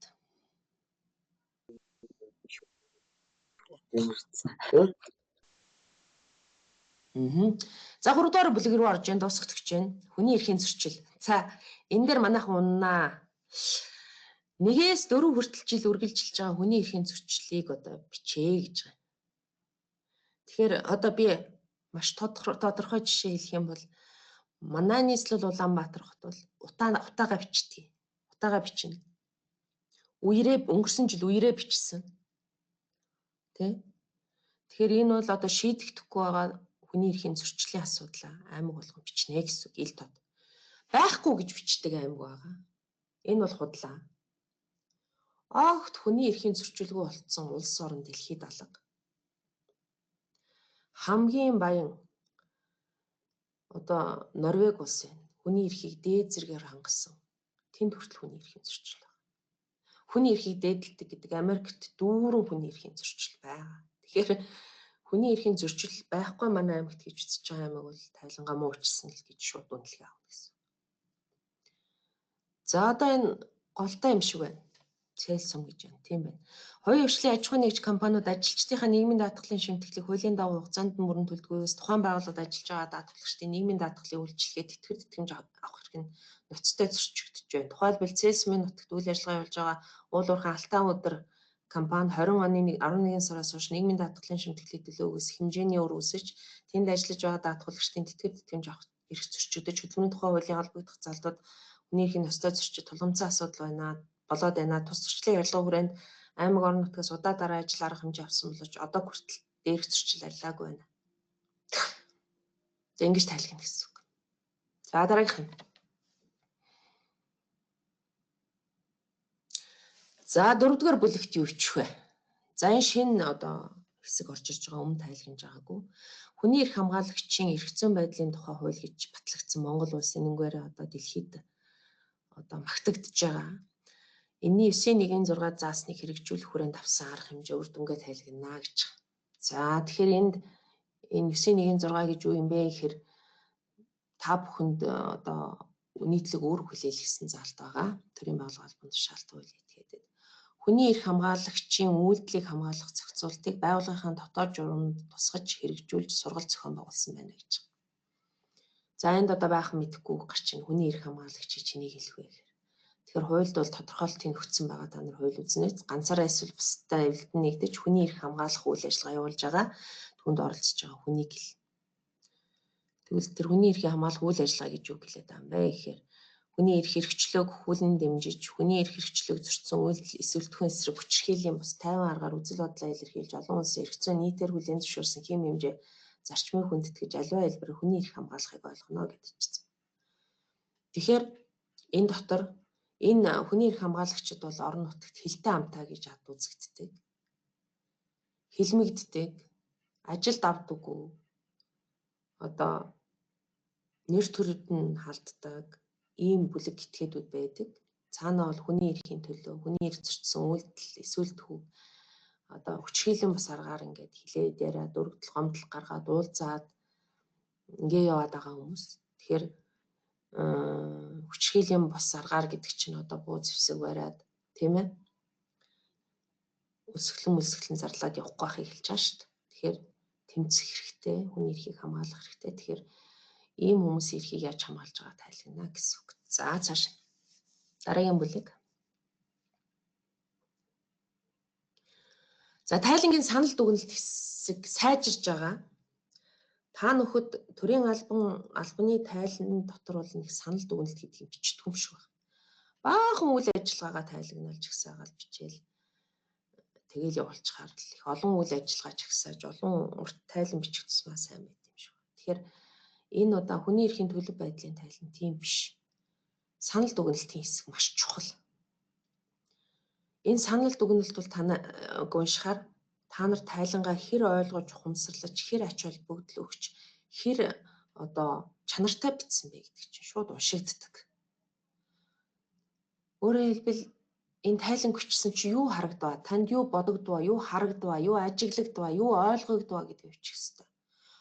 Жишээ нь өөр хангаан жишээ нь орон нутагт хүний эрх зөрчигдөж буй гол шалтгаан нөхцөлийг хүний эрхийн боловсрол, хүний эрхийн талаарх мэдлэг ойлголт шатчтандаа тутмаг, зарим нөхцөл хүний эрхийн талаар ойлголттой байх тохиолдол нь хүний эрхийн зөрчил гарах үндсэн шалтгаан гэж дүгнэж байна. Харж байна уу? Тайлангаа хичээд байсан чи ерөөсөө энэ хүний эрхийг ойлгохгүй юм биш үү? Ойлгодгүйгээсээ болоод хүний эрхийн зөрчил гарддаг юм байна. Бидний аюул ажиллагаа явдггүй юм байна, хүнд хүрдэггүй юм байна, үр дүн гардаггүй юм байна. Манай нам сонгуулиар дэмжлэг авдаггүй юм байна, ялагддсан юм байна. Би ажилласаа халагдсан юм байна гэж ойлгосон байгаа. Цаашдаа юу хийхээ олж харж байгаа гэсэн. Энэ маш чухал санал дүгнэлт. За хүслийн жишээг харъя. Ажил эрхлэлт хөдөлмөрийн хүрээний дарамт хүчирхийлэл болон ажлын байрны бэлгийн дарамтад орцсон хохирогч 3 дахь чэтгээдийг хамгаалах, тэдэнд сэтгэл зүйн болон захиргааны шаардлагатай дэмжлэг үзүүлэх хэрэгцээ орчин бүрдүүлэхэд анхаарах хэрэгтэй гэдгийг олж харсан. Өөрөөр хэлбэл цаашдаа юу хийх вэ, юунд анхаарах вэ, ямар асуудал богшцсон байна вэ гэдэг аймаг олж харж байгаа гэсэн үг. Энэ тайланг орхон. За онцлог эрх ашиг бүхий бэлгийн эрхийг хангах чиглэлээр тодорхой ажлуудыг хэрэгжүүлж ажилласан боловч бэлгийн цөөн хэрэгтийн эрх ашиг сонирхол нийгэмд эзлэх байр суурь үзэл бодлоо илэрхийлэх зэрэг нийгмийн харилцаанд оролцох эрхийг нь хангах чиглэлээр тодорхой үр дүнд өрсөн ажил зохион байгуулаагүй байна. Иймд 24 онд судалгаа бүртгэл явууж уулзалт хилцүүлэх зохион байгуулах зэрэг их шаардлагатай байна гэж дүгнэж байна гэж. Өөрөөр хэл танай аймагт ямар бүлгийн эрхийг хангаж чадахгүй, ямар бүлгийн орхигдуулаад байгаагаа олж харж байгаа гэсэн. Маш чухал. Энэ маш сайн тайлан бичиж байна гэсэн. Увс ерөнхий улс орны сургуульд хөвгүүдийн клуб ажиллаж, хөвгүүдийн боловсролын хоцрогдлыг ярьлах, унших чадварыг сайжруулах, гендерийн хөвшмөл үзлийг ярьлах, хорц зуршил, сөрөг зан үйлээс сэргийлэх чиглэлээр ажиллах чадвар бүрдүүлэхэд анхаарах хэрэгтэй. Маш чухал. Гендерийн асуудал дотор манайх одоо манай боловсрол эвсэл жишээ нь хөвгүүдийн боловсролын асуудал, хөвгүүдийн одоо сурлагын амжилт тогтоос доогуур байгаа визагаар үнэлэгдсэн. За тэгээ энэ гендерийн хөвшмөл үзлээс болж хөвгүүд яаж одоо гэр бүлийн амьдрал, нийгмийн харилцаа, бусдад харилцах, ажил хөдөлмөр бүх харилцаанд ингэж одоо хоцрогдож, асуудалд орж, амиа хорлоход хүртэл хүрч байгаа вэ гэдэг юмний шалтгаан нөхцөлийг нь олоод харсан байна. Бүр шалтгааныг нь олоод харсан. Одоо энэ рүүгээ чиглэсэн үйл ажиллагаа явуулвал Усан аймагт гэмт хэргийн гаралт буурна, ажилгүйдэл буурна, гэр бүлийн хүчирхийлэл буурна гэж харж байгаа. Тэгэхээр асуудлынхаа суур шалтгааныг олж хартлаа тайлан бичсэн. Одоо энэ аймагуд бол оноо дүгнэлтээр одоо ажлын хэсгийн гишүүдийн оноо дүгнэлтээр эхний 10 тав багтсан аймагуд. Тайлангаа ингэж сайн бичсэн байна. За цааш нь дараагийн слайд. За төрийн бас байгууллагууд зэрэгцээ тайлан бичиж болно гэж хэлсэн байгаа. Журман дээр. Тэгэхээр аймагт айтвагтай ажилтдаг, та нартай ажилтдаг одоо төрийн бас байгууллагуудад одоо тайлангийнхаа эхний одоо драфт, эхний одоо төслийг танилцуулаад, хэлэлцүүлээд, санал шүүмжийг аваад сайжруулад тэгээ ямар төрийн бас байгууллагуудтай одоо хэлэлцүүлсэн бэ гэдгийг тайлгна. Жишээ нь нийслэл 23 оны 5 дугаар сарын 19-ны өдөр нийслэлд хүний эрхийн чиглэлээр үйл ажиллагаа явуулдаг төрийн бас байгууллагуудын дунд хэлэлцүүлэг зохион байгууллаа. Энэ хэлэлцүүлэгт Amnesty International, за LGBT төв, за хил хязгааргүй алхам ингээ ийм төрийн бас байгууллагуудын төлөөлөл оролцож санал шүүмжийг нь тусгалаа тайлана. Ингээл болоо. За энэ өмнөх оны тайланд ховд жишээ нь. Шинэ нэвлэл орон нутгийн сэтгүүлчтэй холбоо нийгэм бүлждэг төрийн бас ховдын тойл сонин нийгэм бүлждэг төрийн бас байгууллагууд тайлангийн агуулгыг бүхэлд нь авч үзвэл хүний суурь эрхийг хангах, хүний эрх хүчлийг хангах, эдийн засаг нийгэм баталгаа бүрдүүлэх за ийм үндсэн хуулийн 19-ийн 1-р залт байгаа шүү дээ. Хүний эрх хүчлийг хангах, эрх зүй, хууль зүй, эдийн засаг нийгэм болон бусад баталгааг бүрдүүлэх нь бол засгийн газрын үүргээ гэж үзсэн. Тэгэхээр ер нь бол энэ холбогдох дэд байгууллагатай тайлгнадаг ажлуудаа л ч ихсаасан байна гэж маш сайн шүүмжилсэн байна. Ажлууд ч ихсаахгүй. Үр дүн, хүний эрхийн нөхцөл байдал яаж сайжирсан бэ? Танай аймагт амьдарч байгаа хүмүүсийн амьдралын чанар яаж сайжирсан бэ? гэдгээ тайлгнах болохоос үйл ажиллагаа тайлгнахгүй гэдгийг энэ төрлийн бас байгууллага шүүмжилсэн байна. Тэгэхээр энэ тайлангийн хэсэгт бас нэг ийм хэсэг байна гэж хэлж байгаа. Журмын дагав. За дараагийн слайд.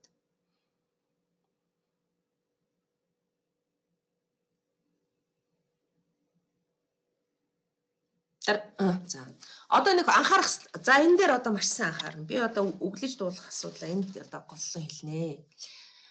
Үндсэн хууль олон улсын гэрээний заалт хуулж тавьж ерөнхий оршил энэ төр ерөөсөө хэрэггүй. Шууд тайлан боловсруулсан үйл явцаас эхлээл бичнэ. Өөрөөр тайлан чинь тэмдэгт үгийн тоотой хэмжээтэй байгаа. Тийм учраас Жишээ нь үндсэн хуулийн тэдийн тэдэд хүн хөдөлмөрлөх хэрэгтэй, ингээх хэрэгтэй гэж заасан байдаг гэж ерөөсөө бичих хэрэг баг. Хүний эрхийн түгээмэл тунхаглал энэ төр гэд бичээд ах ерөөсөө заалтах хэрэггүй. Хоёрдугаар анхаарах асуудал бол үйл ажиллагааны тайлан хүлээж авахгүй. Үр дүнгийн тайлан авна. Нөхцөл байдал, хүний эрхийн нөхцөл байдал яаж өөрчлөгдөж байна. Жишээ нь танай аймгийн иргэдийн хэдэн хувь нь цэвэр усны хангамжинд холбогдов? Хэдэн хувь нь халаалт холбогдов? Агаарын чанар яаж сайжрав? Сургуулийн хүүхдүүдийн чинь хэдэн ариун цэврийн байгууламжинд ашигладаг болов? Ядуурл хідээр буурав, ажилгүйдэл хідээр буурав, гэмт хэргийн гаралт хідээр буурав.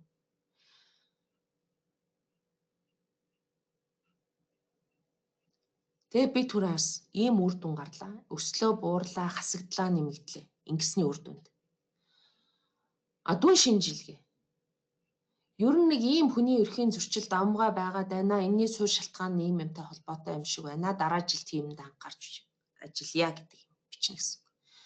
Жишээ нь энэ баян үйлгийн амны бүр ихний тайлангийн жишээ. Хүүхдээс үйлдсэн болон хүүхэд өртөж хохирсон хэргийн тоо жил бүр нэмэгдэж байгаа. Нэгдүгээр хууль эрх зүйн мэдлэг тутмаг, хоёрт гэмт хэрэг зөрчлөөс урьдчилан сэргийлэх тухай хуулиар үүрэг хүлээсэн аймгийн ЕБС-ийн удирдлагууд сургуулийн орчинд гэмт хэрэгээс урьдчилан сэргийлэх ажлыг бодтой явуулахгүй байгаа зэрэг нь уг гэмт хэргийн шалтгаан нөхцөл болж байна гэдэг. Тийм ээ? Ингэж бичнэ гэсэн үг. Одоо баахан тийм сургалт хийлээ. Одоо юу хэрэггүй. Тэдэн хүн тэтгэмж олголоо, тэдэн хүн таламж олголоо. Бүр тийм ерөөсөө хэрэггүй. Тэгээ халамж олгоод байсан, тэтгэмж олгоод байсан тэр хүмүүсийн эн чинь өстэй юм биш. Тэгвэл тэр хүмүүсийг ажлын байртаа болгох гэдэг юм уу? Тэр хүмүүсийг орон байртаа болгох гэдэг юм уу? Тэр хүмүүсийг ур чадвартай олгох талаар юу хийсэн? Тэр чинь чухал. За гуравт нь статистик ашиглаж бичнэ. Харж байгаас та нар гүйцэтгэлийн үр дүнд хэдөө байж байгаа хэдөө, хамрын сургалт хэдөө байж байгаа хэдөө, ажилгүйдэлд хэдөө болж байгаа хэдөө, аймгийн статистик бичнэ. Гэхдээ нүцгэн статистикууд бичихгүй. Энэ өнгөрсөн оны статистикууд бичихгүй. 23 онд 22% байлаа. Энэ юу ч хэлэхгүй. Хүний эрхийн нөхцөл байдал сайжирч байгаа мó муужирч байгаа мó гэдгийг өмнөх онтой харьцуулж ийж, тайлан бичиж эхэлсэн эхний онтой харьцуулж ийж чинь ахиц төвшил гарч байгаа мó, хүний эрх сайжирч байгаа мó, төлөв байдал муудаж байгаа мó гэдэг чинь харагдана гэсэн. За энэ дахиад Баян Үйлгийн аймгийн эхний жишээ, эхний тайлангийн жишээ. Аймгийн хэмжээнд эрт илрүүлэг урьдчилан сэргийлэх үзэллэгт хэдэн иргэн буюу 69 мянган иргэн буюу нийт хүн амын 64.6% хамруулсан. За энэ бол одоо статистик харуулж байгаа. Яагаад цаана 30 хэдэн хувь нь хамрагдахгүй байгаа юм бэ гэдэг асуудал гарах гэсэн. Хүний эрхийн зөрчил асуудал тэр 30%-ийг хамруулахын тулд аймгийн юу хийх ёстой вэ гэдгийг харагдана гэсэн. За нийслэлийн тайлан, нийслэл цэцэрлэгийн хүртээмж нэмэгдүүлэх ажлын үр дүнд хамрын сургалтын хувьд 78-аас 90.2% болж 12.2% өслөө. Хүүхдийн сурч боловсрох эрх хангагдж байгаа юм байна. Хүртээмж нэмэгдүүлэх төсөв зарцуулсан юм байна. Арга хэмжээ авсан юм байна. Бодлого шийдвэр гаргасан юм байна. Тэгээд 78-аас 90% болж ирсэн юм байна. Хүний эрхийг хангах, сурч боловсрохыг хангах чиглэлээр ажиллаж байгаа юм байна гэж харагдана гэсэн. За дараагийнх нь зөв статистик хэрэгжилж болон зөв статистик хэрэглэнэ. Эсэлтийн ерөнхий Петрүнд өөрийнхөө мэддэг жишээг хэлжлээ. Эсэлтийн ерөнхий шалгалтын дүн хэрэггүй гэж. Хамрын сургалт, сургуулийн гадна байгаа, хүүхдийн тоо, шалтгаан авсан арга хэмжээ үр дүн, боловсролын чанарын судалгааны үр дүн гүйцэтгэхийн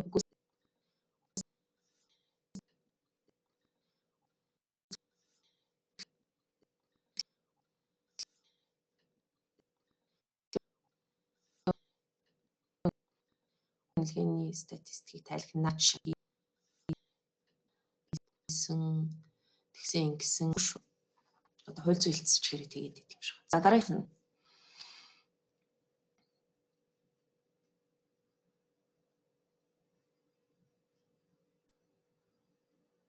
за яагаад юуг болов? Гараа авчлаа өнөр маа. Миний слайд гараа авчлаа. За гацаад байгаа юм байна. харин интернет жоохон яагаад За тэгэхээр би ярьж ил. тгий. Ярьж За ил. За. Дараагийн слайд. Дараагийн слайд.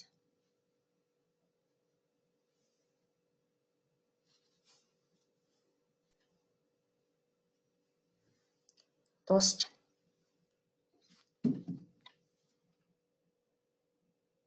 За баларсан энэ одоо. Өөрийнхөө слайдыг. За өөрийнхөө слайдыг хараа ярьжээ. За нөгөө олон жил ужирсан төрийн албан агчийн үйлдэх эсвэл төгс үүдэлтэй хүний эрхийн зөрчил гэхээр нөгөө төрийн албан агчдынхаа хийсэн гэмт хэрэг мэргийг тайлгнаад байгаа. 14 төрийн албан агчаас 14 эрүүгийн хэрэг үүсгээд ингэж гээд тайлгнаад байгаа. Үгүй шүү энэ. Зүгээр танаа аймагт ужирсан шийдэгдэхгүй байгаа одоо хүний эрхийн зөрчлөө бичнэ гэдгийг хэлсэн. За нөгөө байхгүй болно гэж байхгүй хүний эрхийн зөрчил байхгүй гэж бичихгүй гэсэн. За хуулийн хэлтс хариуцсан бичээр баахан гэмт хэргийн мэдээлэл ерөөсөө оруулахгүй гэж байгаа. За эмзэг бүлэг гэхээр хөгжлийн бэрхшээлтэй хүүхдээс өөр бүлэг байхгүй юм шиг бичихгүй гэсэн үг. Бусад бүлгүүдэд тодорхойлж бичнэ гэсэн үг. За яг 1 жил өмнө нь ингээд жил бичээд байсан юм чинь одоо өнгөрсөн бишээ энэ жилийнхаа л одоо мэдээллийг бичнэ. Зарим аймаг бүр 10 жилийн өмнөх юм а бичээд 2013 онд гэж бичсэн тайлыг болсон аймаг биш шүү. Өнгөрсөн жил гэхдээ барай байгаагүй эхний жилийн фактыг ярьж байна. Тэгэхээр харьцуулахдаа өмнөх оноотой харьцуулж болно. За тэгээд та нарын өөрсдийн нөгөө бичээдээ уламжлалт тайлыг ерөөс авахгүй шүү. Үйл ажиллагаанууд баахан чагсаалтсан, ямар санал дүгнэлтгүй, ямар ч үр дүн шалтгаангүй, харьцуулалтгүй тийм тайлыг ерөөс авахгүй шүү. За дараагийнх нь. Одоо бараг дуусч байгаа. Ганцхан слайд байгаа.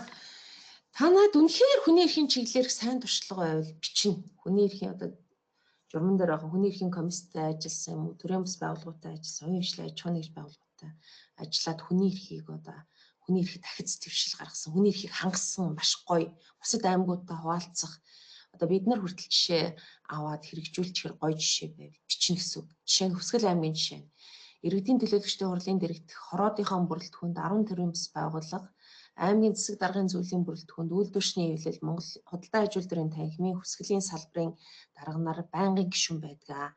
Мөн аймгийн засаг даргын дэргэдэх бодлогын зөвлөлүүд болох хөгжлийн бэрхшээлтэй хүний эрхийг хангах орон тооны бус зүйл гендерийн тэгш байдлын салбар хорооны бүрэлдэхүүнд мэргэжлийн холбоот иргэний нийгмийн байгууллага иргэдийн төлөөлөлд орон ажиллаж байгаа гэж. Энд чинь иргэний нийгэмтэйгээ ажиллаж байгаа маш сайн жишээ байгаа байхгүй. Гэхдээ жоохон дэлгэрүүлээд үр дүнгээ бичих хэрэгтэй. Иргэний нийгмүүд байснараа ямар хэрэгтэй байсан гэдгийг олж харж бичвэл одоо юу гэдгийг үйлдвэрчний хэвлэлийн холбооны гаргасан саналын дагуу хөдөлмөрлөх эрхийн чиглэлээр хөдөлмөрийн хяналтын үзлэг явуулаад хөдөлмөрийн эрхийн зөрчлүүдийг илрүүлж гаргаад инглээ тэглээ гэж биччихвэл одоо бүр төгс төгөлдөр тайлан болох гэдэг. Сайн туршлах болох гэдэг.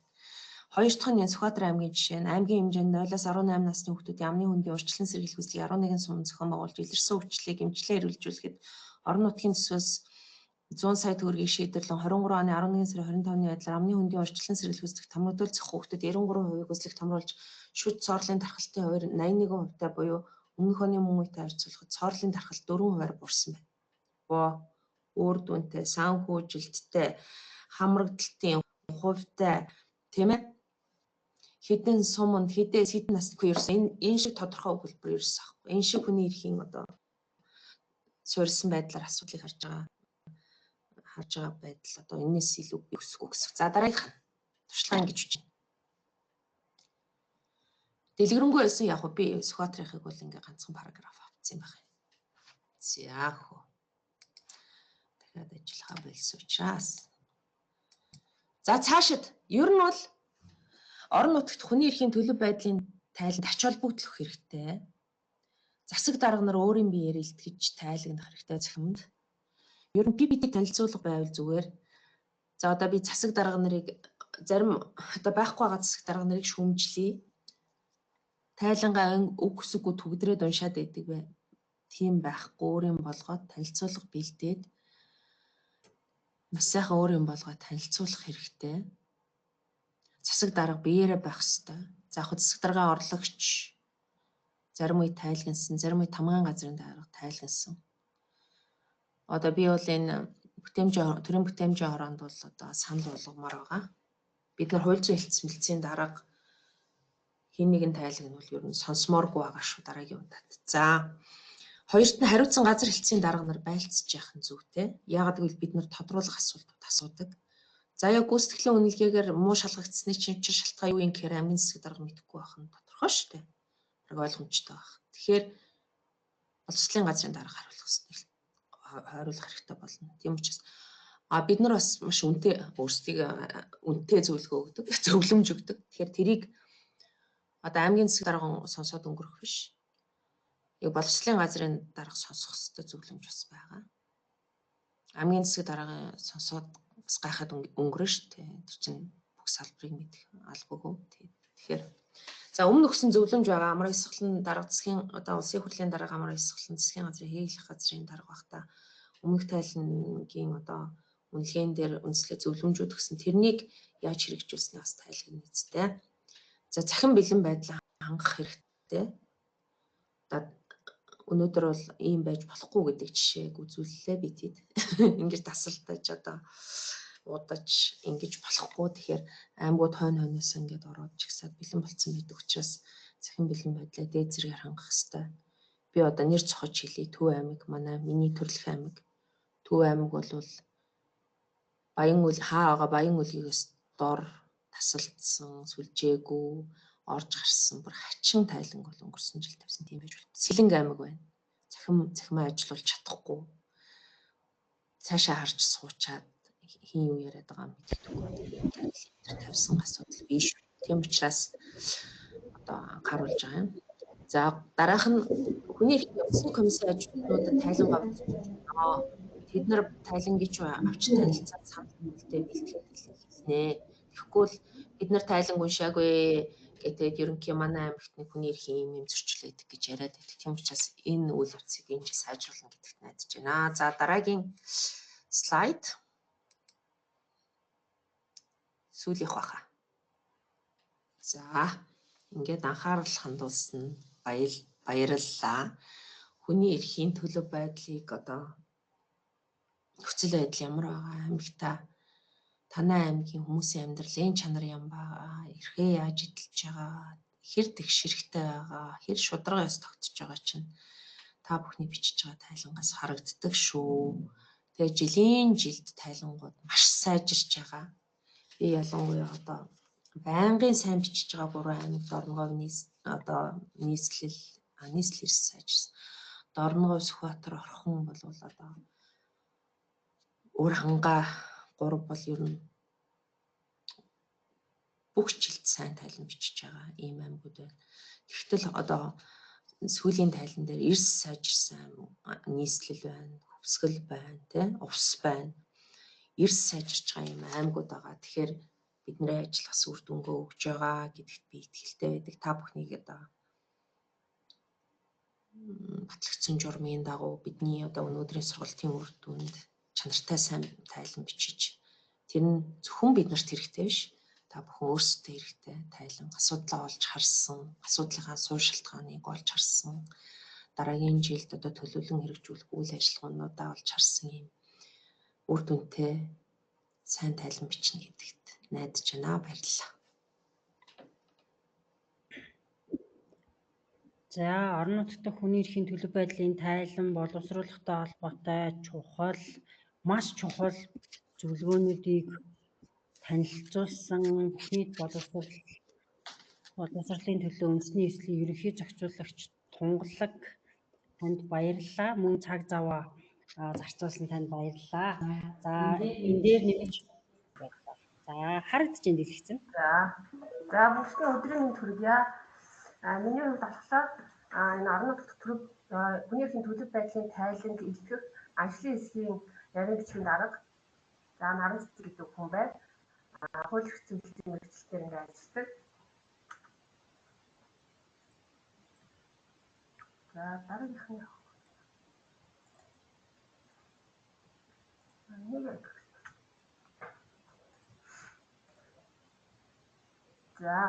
За манай аймгийн хувьд болохоор аймгийн даргын одоо анх нөгөө 23 онд 22 оны тайлан бэлтгэжсэн тий. Одоо ингээд бид нар 3 жилдээ бэлтгэж байгаа. За тэгээд энэ одоо журам батлагдаад тайлан идэх талаар одоо албан бичгийн хүн ирснээс хойш юу асан байгаа. Аймгийн даргын захирамжаар 13 хүний бүрэлдэхүүнтэй ажлын хэсэг байгуулсан. За энэ ямар ч үстэй вэ гэхээр ерөөсөө хүний эрхийн төлөв байдлын тайлан гэдэг бол маш том агуулгатай. Аймгийн хэмжээний одоо бүх ажлыг хамарсан ийм одоо өргөн цаг хүрээтэй тайлан юм байна гэдгийг одоо юугаар гэж дүгнээд тэгээд ингээд холбогдох байгууллагын дарга нар за аймгийн дарга тамгын газрын мэргэжилтнүүдийг оролцуулсан юм 13 хүний бүрэлдэхүүнтэй ажлын хэсэг байгуулсан. За тэгээд ажлын хэсгийн гишүүд маань ямар ч үг үүрэгтэй вэ гэхээр ерөн салбарынхаа одоо мэдээллүүдийг боловсруулад гаргаж ирээд ингээд тайландаа мэдээлэл саналаа ингээд юутай чиг үүрэгтэй. За тэгээд хууль эрхцүүлэгчийн дараагаар хахлуулсан юм ажлын хэсэг байгаа. Хууль эрхцүүлэгчийн дарга болон одоо энэ ажлын нарийн бичгийн дарга бол нөгөө бүх гишүүдээс ирүүлсэн мэдээллүүдийг нэгтгэж боловсруулах, сайжруулах ийм чиг үүргүүдийг ингээд тус тусдаа хүлээлцдэг байгаа. За манай аймгийн хувьд болохоор ер нь нөгөө журам дээр угаасаа засаг дарга тайлангаа илтгэх ёстой, өөрийн бэрээ илтгэх ёстой гэсэн учраас засаг дарга бол 2 жил хоёуланд нь одоо өөрийн бэрээ тайлангаа илтгэсэн. За тэгээ нөгөө хуваар урьдчилан ирчдэг тэрэн дээр ямар нэгэн байдлаар одоо өөр бусад ажлын уулзалт тийм ээ одоо албан томилтын хүн гарч байгаа тохиолдолд юунда үндэсний хорооны ажлын хэсэгтэйгээ холбогдож байгаад нөгөө юугаа хуваараа тайлан илтгэх хуваараа бас нашиг цаашаа болгоод ингээд ямар ч үсэн засаг дарга маань өөрөө ингээд илтгэдэг. За тэгээд ер нь анхаарах зүйл юу байвал зүгээр юм бэ гэхээр нэг ийм хэдэн санаа хэлье. Нэгдүгээрт нь нөгөө яг сая тунгалаг гишүүний бас илтгэл дээр гарч ирсэн яг тайлангаа бол манайхан нөгөө журам заасан бүтцийн дагуу боловсруулахыг зорддог байгаа. За тэгээд мэдээж хамгийн чухал нь нөгөө гишүүдийн оролцоо буюу тэгээ нөгөө салбар болгоны мэдээллийг айгүй зөв үнэн зөвөр нь ингээд тусгахад анхаардаг. За тэгээд тайлан маань бас журмаараа нөгөө хилцүүлэг хийгээд иргэний нийгмийн байгууллага за хүний эрхийн үндэсний комиссийн орон нутгах референтүүдийн бас санал оролцоо дүгнэлтийг бас ингээд тусгадгаа. За эхний жилийн хувьд болохоор 10 гаруй иргэний нийгмийн байгууллагын төлөөлөл оролцуулсан хилцүүлгийг одоо аймгийн тамгын газар зохион байгуулад тэндээс гарсан санал дүгнэлтүүдийг ингээд тайландаа тусгаж исэн. Өнгөрсөн жилийн хувьд бол хүний эрхийн үндэсний комиссийн референтээс одоо ингээд бичгээр санал оролцоог ингээд авч тайландаа тусгаж исэн. Юу атарчлаа. За тайлан хамгаалтан дээр мөн адилхан засаг дарга тайлангаа илтгэхэд манай ажлын хэсгийн гишүүд бүгдээрээ байлцдаг байгаа. Тэгээд одоо тайлан дүгнэх ажлын хэсгээс асууж байгаа асуулт нэмэлт тодруулах тул нөгөө холбогдох байгууллагын удирдлагууд мэргэжлүүд ингээд хариуцлаад явдаг. Жишээлбэл эрүүл мэндийн салбартай холбоотой асуулт байлаа гэж бодоход эрүүл мэндийн газрын дарга одоо тайлан асуултанд хариулаад иймэрхүү байдлаар ингээд ажиллагаа. За тэгээ хамгийн сүүлд нь бас хамгийн чухал зүйл бол энэ тайлантай холбоотой иргэний нийгмийн байгууллага хүний эрхийн комиссийн референтийн гаргаж байгаа санал за мөн дээрээс нөгөө тайлан үнэлэх ажлын хэсгээс өгж байгаа зөвлөмжүүдийг бид ингээд хэрэгжүүлж ажилладаг. За өнгөрсөн оны тайландад 22 оны тайлан дээр иргэний нийгмийн байгууллагаас гарсан 5 саналаас 3-ыг бид нэр хэрэгжүүлж ажилласан тухайга тайлансан. За мөн одоо 2023 оны тайлан дээр бол тайлан үнэлэх ажлын хэсгээс маань юуны дотор байрны хүүхдүүдийн эрх хамгааллын асуудал дээр ингээд анхаараарай гэдэг зөвлөмжийг өгсөн. Энийг одоо энэ жил бид нар бас нэлээдгүй зохион байгуулж байна. Мөн дээрээс нь бас нэг ач холбогдолтой зүйл нь юу байгаа вэ гэхээр манай одоо зүгээс өөрсдөө 2 санал гаргасан. Нэг нь бол энэ юунд бомб бичигтийн бомб орчимд одоо ингээд нөхцөл байдлаас хүндрэх гээд байна. Тэгэхээр одоо цагдаагийн хэсэг байгуулах шаардлагатай. Энийг хууль зүйн яамд боломжтой хөрс гэдэг санал гаргасан. Мөн дээрээс нь төлбөрийн чадваргүй иргэдэд одоо хуулийн төсөлтөд өмгөөллийн үйлчлэгээ үзүүлдэг. Улсын өмгөөлөгчийн орон тоог нэмүүлэх талаар бас одоо хуулийн яамд ингээд боломжтой өгөөтэй 2 саналыг манайхаас гаргаад за ингээд тайлан дүгнэх ажлын хэсэг засгийн газар хэрэглэх газраас маань хуулийн яамд бас уламжлсан. За холбогдох цагдаагийн газар за За цэцэдрийн хамаан газар ч гэсэн давхар уламжлаад ингээд энэ манай хоёр оруулсан санал бол бас шийдэгдсэн юм байгаа. Тэгэхээр энэ бол бас нэлээдгүй ач холбогдолтой зүйлээ гэж бид ингээд харж байгаа. За тайлбар манай одоо туршлагын хувьд бол ийм байна. Анхаарал хандсан та бүхэнд баярлалаа. Ажлын ажил хүсье. За Баатар аймгийн зүгээс бас практик ач холбогдол танилцуулга хийсэн мэрэгчлэн наран цэцэгтэй баярлалаа. Ингээд зүйлээ дараагийн аймаг манай Үр хангаагийнхан технологийн асуулт шийдэгдсэн болов?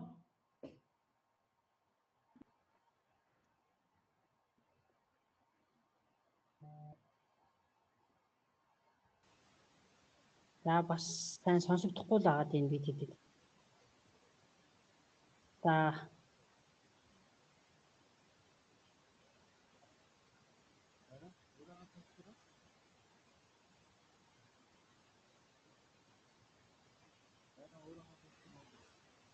За айгүй цаана нэлээ муу сонсогдож байна. Бараг сонсогдохгүй шахав.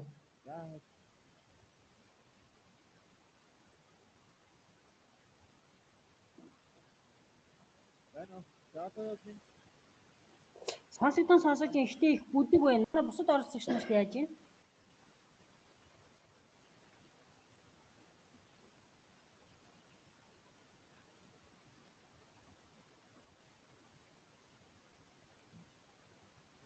Манай дуугийн чангалах талаар хандж дахиад аваад үздэг хөө.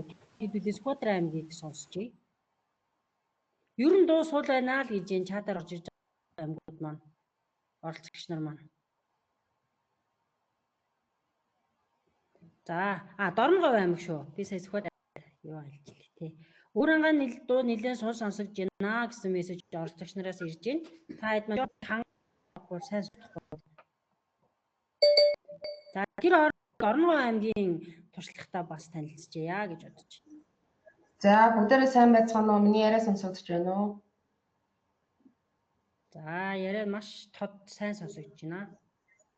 За баярлалаа. За би тэгвэл дэлгэцээ шеэрлж.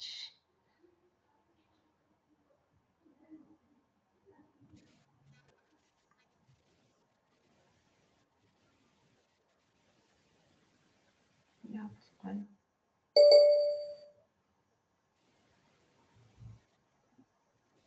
За би эндээс явах уу? Тэгэхээр нөгөө гүйлгээд явахаар. За одоо. Би тань руу явуулчих уу? Наа тий. За.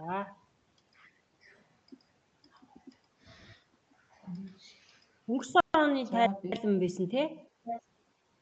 Тий. За тий. Одоо дэлгэсэн харагдаж байна уу? Би шеэрлсэн байна. Би нөгөө презентацийг гаргах гэжсэн. За зүгээр би энэ дээр яриа явчихё. За би бол шеэрлж чад өөрөө гүйлгчүүлэх зүгээр байна. Тийм үү бид үл зогсоочоо юу яагаад вэ? Тэгэхгүй болохоор болохгүй. Тэгээ. За доох. За.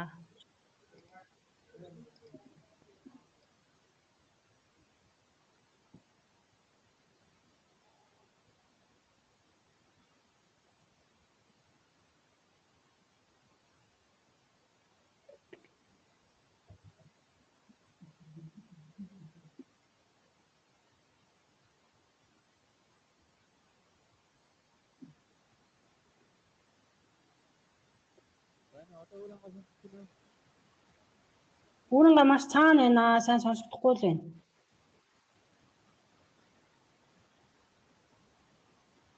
Дорногов нөгөө микрофоны хажууд нэг юм цагаан дэлгэцний зураг байгаа. Тэрэн дээрээ дараад тэгээд Window гэсэн юу сонголтын сонгоод гурван сонголт гарч ирнэ. Google Chrome, Window, Entire Screen гэх тэрний Window гэсэн сонгохоор таны компьютер дээр байгаа файлууд харагдана гэсэн дэлгэцэн дээр байгаа. Тэндээс сонгоод.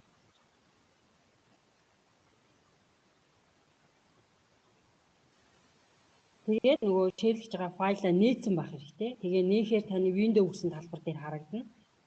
Тэндээсээ гаргасан файлаа сонгоод share гэсэн товчийг дарахаар таны шеэрлж байгаа мэдээлэл дэлгэцэн дээр харагдана гэсэн үг.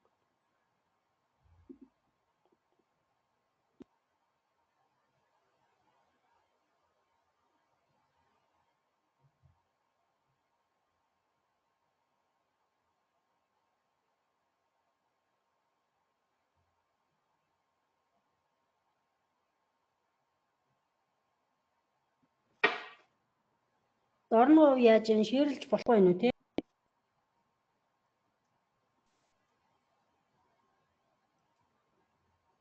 Шеэрлэх хэрхийг өгөөг байна. Тэр нь бүх хүнд нээлттэй байхгүй юу? За энэ дээр таар. Тий. Тэгэхээр нөгөө таны микрофоны хажууд нэг юм камерны дүрс байгаа. Тэрний хажууд дахиад ийм компьютерийн дийл. Одоо харагдаж байна. За одоо түрээнийг томцоход ингэ ярьчих. Одоо харагдаж байна. За манай аймгийн хувьд бол ерөнхийдөө хүний эрхийн төлөв байдлын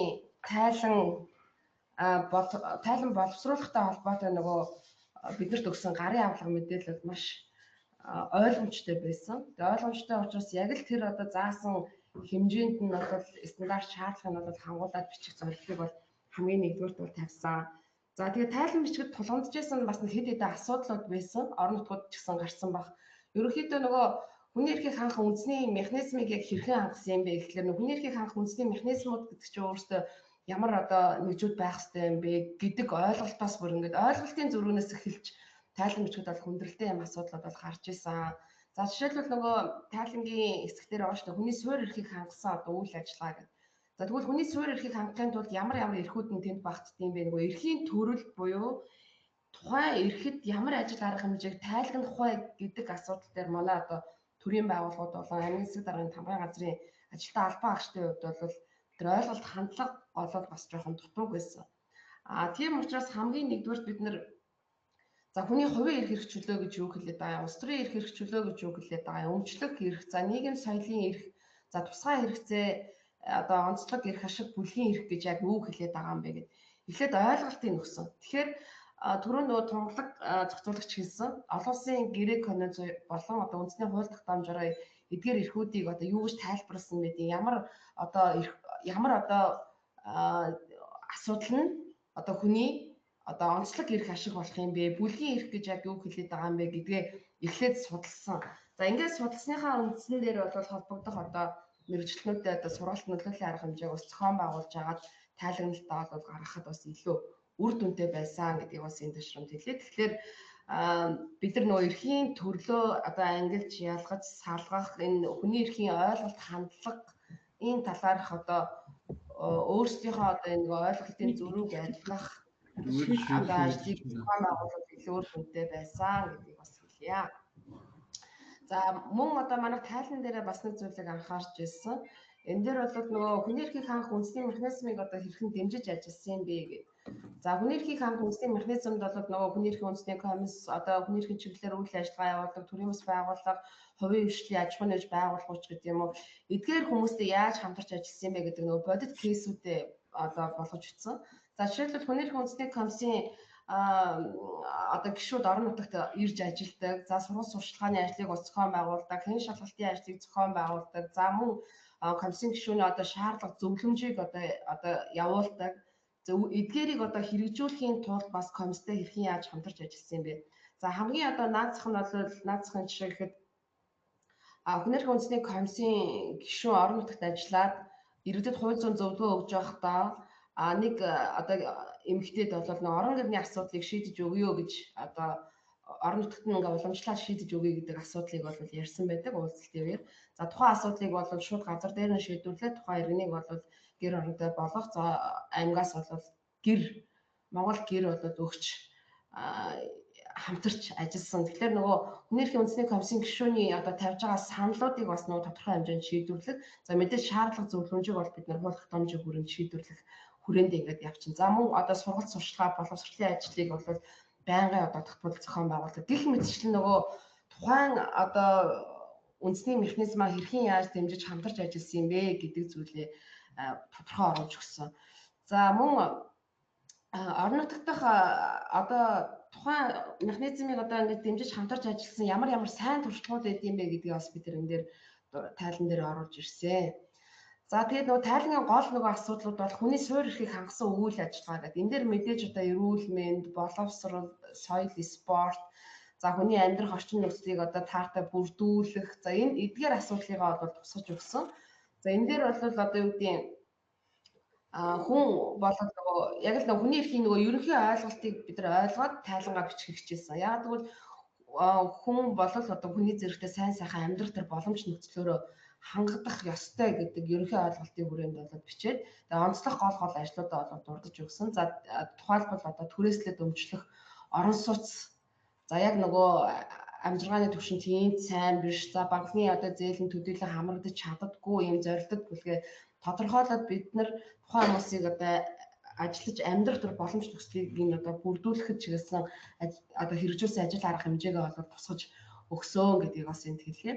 За мөн одоо эрүүл мэнд боловсрал гэдэг энэ эрүүл мэнд боловсрал дээр энэ аймаг орон нутгийн зүгээс ямар арга хэмжээ авч хэрэгжүүлсэн бэ гэдгийг бас тодорхой бичсэн. Жишээлбэл бид нар нээлттэй Дорн говь аймгийнхаа одоо хүрээнд бол эрүүл мэндийн тусламж үйлчилгээг үзүүлэх чиглэлээр дутагдaltaй одоо эмч багш нар нийлээд нэг 20 одоо албан хаагчдад бол 5 жил одоо манай аймаг орон нутагт одоо ажиллаарай. Тэгээ та бүхэнд бол энэ орон сууцыг бол үн төлбөрөөр одоо өмчлөх эрхийг нь хангаж бас хамтарч ажилласан. Тэгэхээр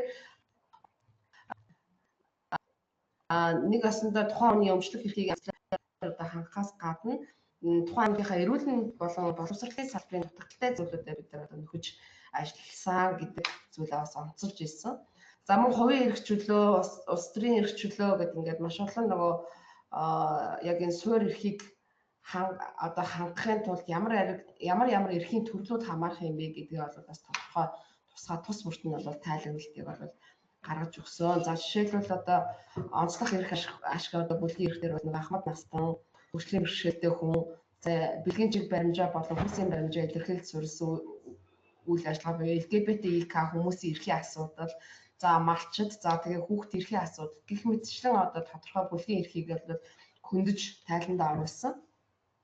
За мөн орон нутгийн хэмжээнд нөгөө хүний эрхийн төлөв байдлаа бид нар тодорхойлохын тулд зөвхөн аймгийн засаг даргын хамгаалалтын газар дээр ирсэн одоо мэдээлэл болон агентлаг байгууллагаас ирсэн мэдээлэлд бол бас тулгуурлаагүй. Сун болгоноос одоо тухайн эрхийн хэрэгжилтээр тайлан мэдээллийг аваад за нэгтгэхэд манай аймаг орон нутагт бол энэ эрүүл айлбар орчинд амьдрах эрхийн асуудал байна. За энэ зам тээврийн осол гэмтэлтэй холбоотой асуудлаар хүний амьд явах эрхийн асуудал байна. За ингээд одоо юу гэдгийг сумдад багшийн оронтой бас дутагдaltaй байдаг учраас хүүхдүүд ингээд сурч боловсрох эрх одоо зөрчигдөж байна. За мөн амжиргааны одоо түвшнээс шалтгаалаад хүссэн сургуультай бас ингээд сурч чадахгүй нөхцөл байдалд хүрч байна гэдэг асуудлуудыг ярьсан учраас бид нар аймгийн хэмжээнд тодорхой эдгээр эрхүүд бол зөрчигдөж байна гэдэг байдлаар гаргаж 6 төрлийн эрхээр бол бид нараас гаргаж ирсэн гэдгийг бас энэ ташрамд хэллээ. За мөн тайлан боловсруулахтай холбоотой санал дүгнэлтэн дээр ер нь зөв бидний тайлан мэдээллийг боловсруулахдаа хүний эрхийн ойлголт, мэдлэг, хандлагыг бол өөрсдөө одоо маш сайн одоо төлөвшүүлж тэр хэрэгэндээ одоо тайлангаа бичих нэг зүйтэй юм болов уу гэж бодоод энэ 21 аймгийг одоо бас ингэж тайлан бичгтэй холбогдуул юм чадахжуулахын сургалт нөлөөлөл арга хэмжээг бас зохион байгуулж өгөөч гэдэг хүсэлтийг бол хүний эрхийн хороондоо бас ингэж тавьж ажилласан. Тэгэхээр бас өнөөдрийн сургалтаас нэлийн ач холбогдолтой бас бидний санал хүсэлтийг одоо бас шийдвэрлэж ажиллаж байна гэдэгт бас талархаж байна. За мөн бид нэр цаашид авах арга хэмжээгээ бас төлөвлөсөн. За юутэй төрийн бас байгууллагатай хамтарч ажиллаад тайлан дээрээ саналуудаа бид нар нэлээд бас авч хэрэгжүүлж ажилласан. Мөн хүний эрхийн үндэсний комиссийн орон нутгах ажилтнанд бас тайлан өгөөд тэгээ комиссийн ажилтны одоо тэр саналыг одоо бас шийдвэрлэхэд тодорхой одоо үр гүйцэтгэж ингэж ажилласан гэдэг.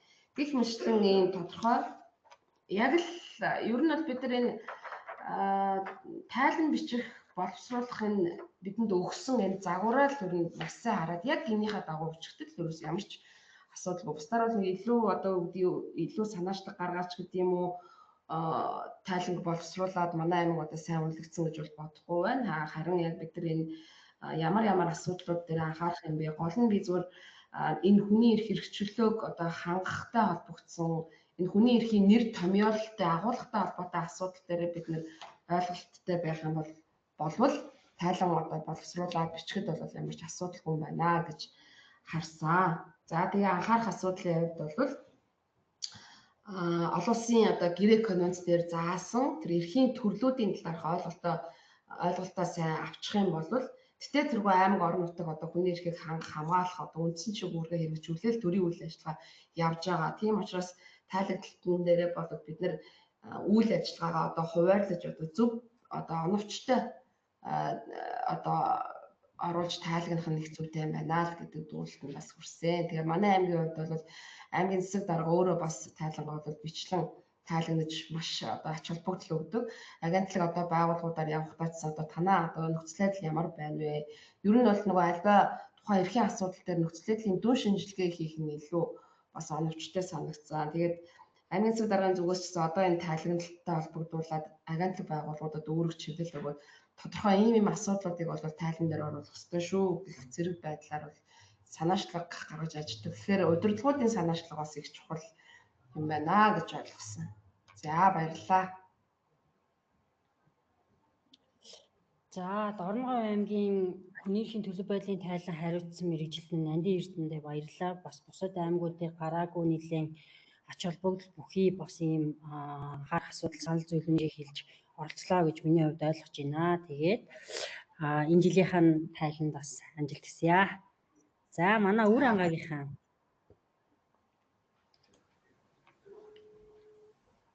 техникийн асуудал шийдэгдсэн болов?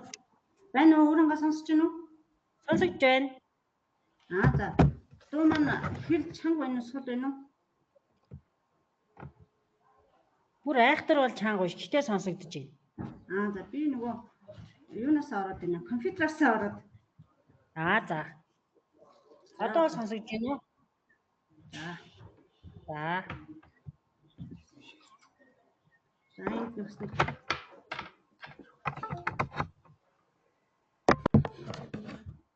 энэ дуу харагдаж байна уу?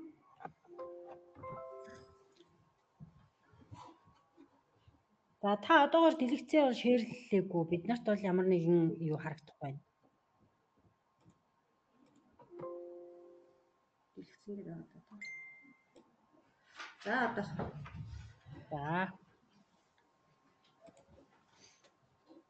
За манай оролцогч нар бас микрофон нээгээд асууж тодруулахад боломжгүй байгаад байгаа бол чатаар бас асуултаа бичиж болно шүү. Хэдүүлээд нэг асуулт хариултын цөөхөн хэдэн минут байгаа. 10 минут.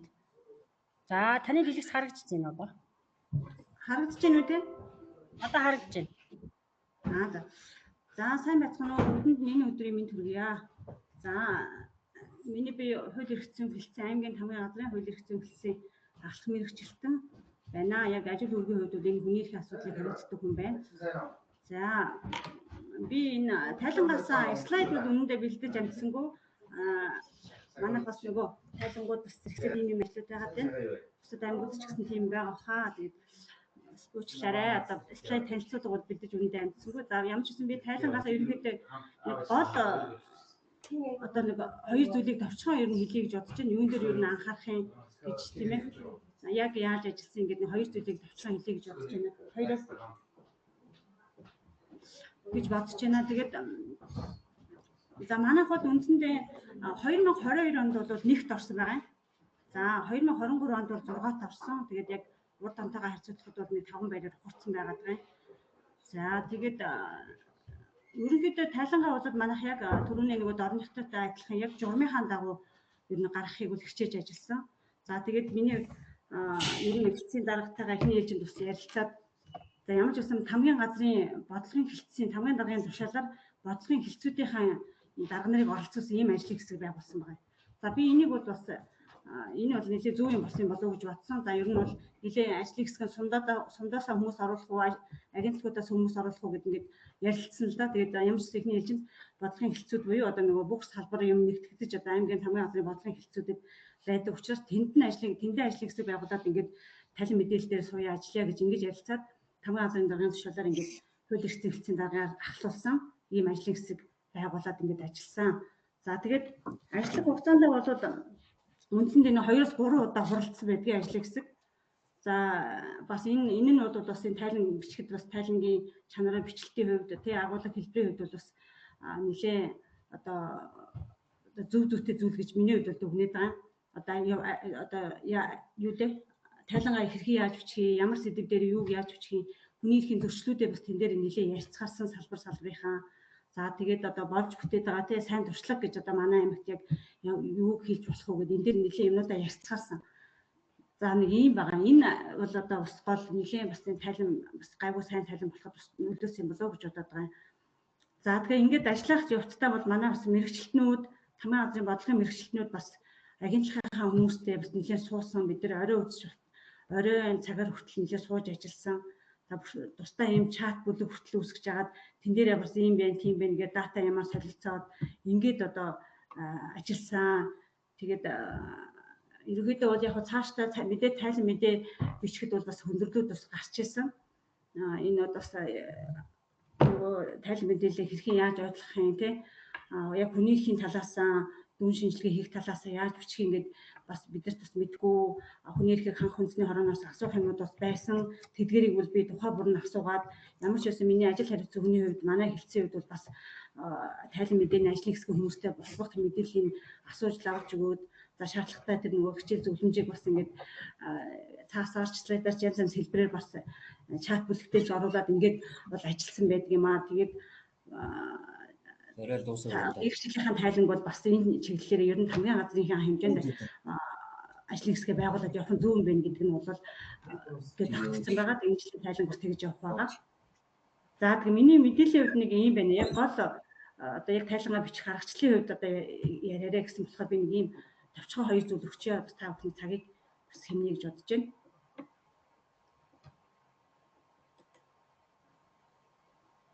Байна уу, сонсогдож байна уу? Сонсогдож байна. За. За та бүхэнд баярлалаа. Би нэг товчхон юм мэдээлэл өгье гэж бодлоо.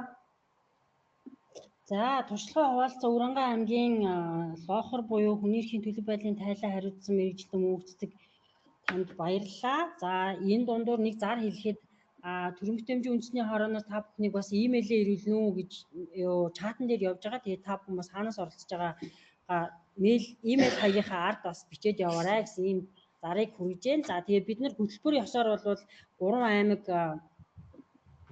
танилцуулга хийж дуслаа. Одоо биднэрт асуулт хариултын нэг 10 минутын хугацаа байна. За та бүхэн маань асуултаа бол асуултаа чатан дээр бичиж болно. За үгүй бол микрофонд нээгээд шууд асуугаад яваарай гэж юм хүсэж байна. За асуултаа аймаг үйл шууд микрофонд нээгээд асууж болно.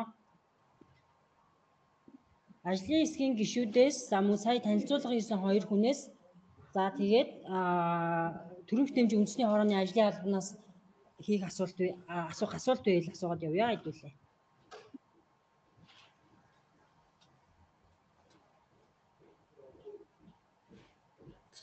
Урангаас асуулт байна.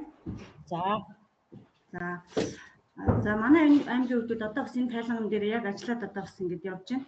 Тэгээд энэ дээр одоо нөгөө хувийн шинээр одоо нөгөө шинэ нэмэлт өөрчлөлт орсон журмаар бол бид нар хувийн эрг одоо үүсгээд энэ жилийн хэсэгт тайлгнах байгаа шүү дээ. Тийм ээ. Тэр хувийн эргийг одоо тэгээд жоох нэмэлт одоо тайлбар өгөөч л гэдэг юм л да. Манай бас ажлын хэсэгт орсон. Зарим нэг дүүрэг аймагаас бас өмнө тодорхойлсон би энэ дээр нэгэн тайлбар өгье гэж ингэж бодож байна. За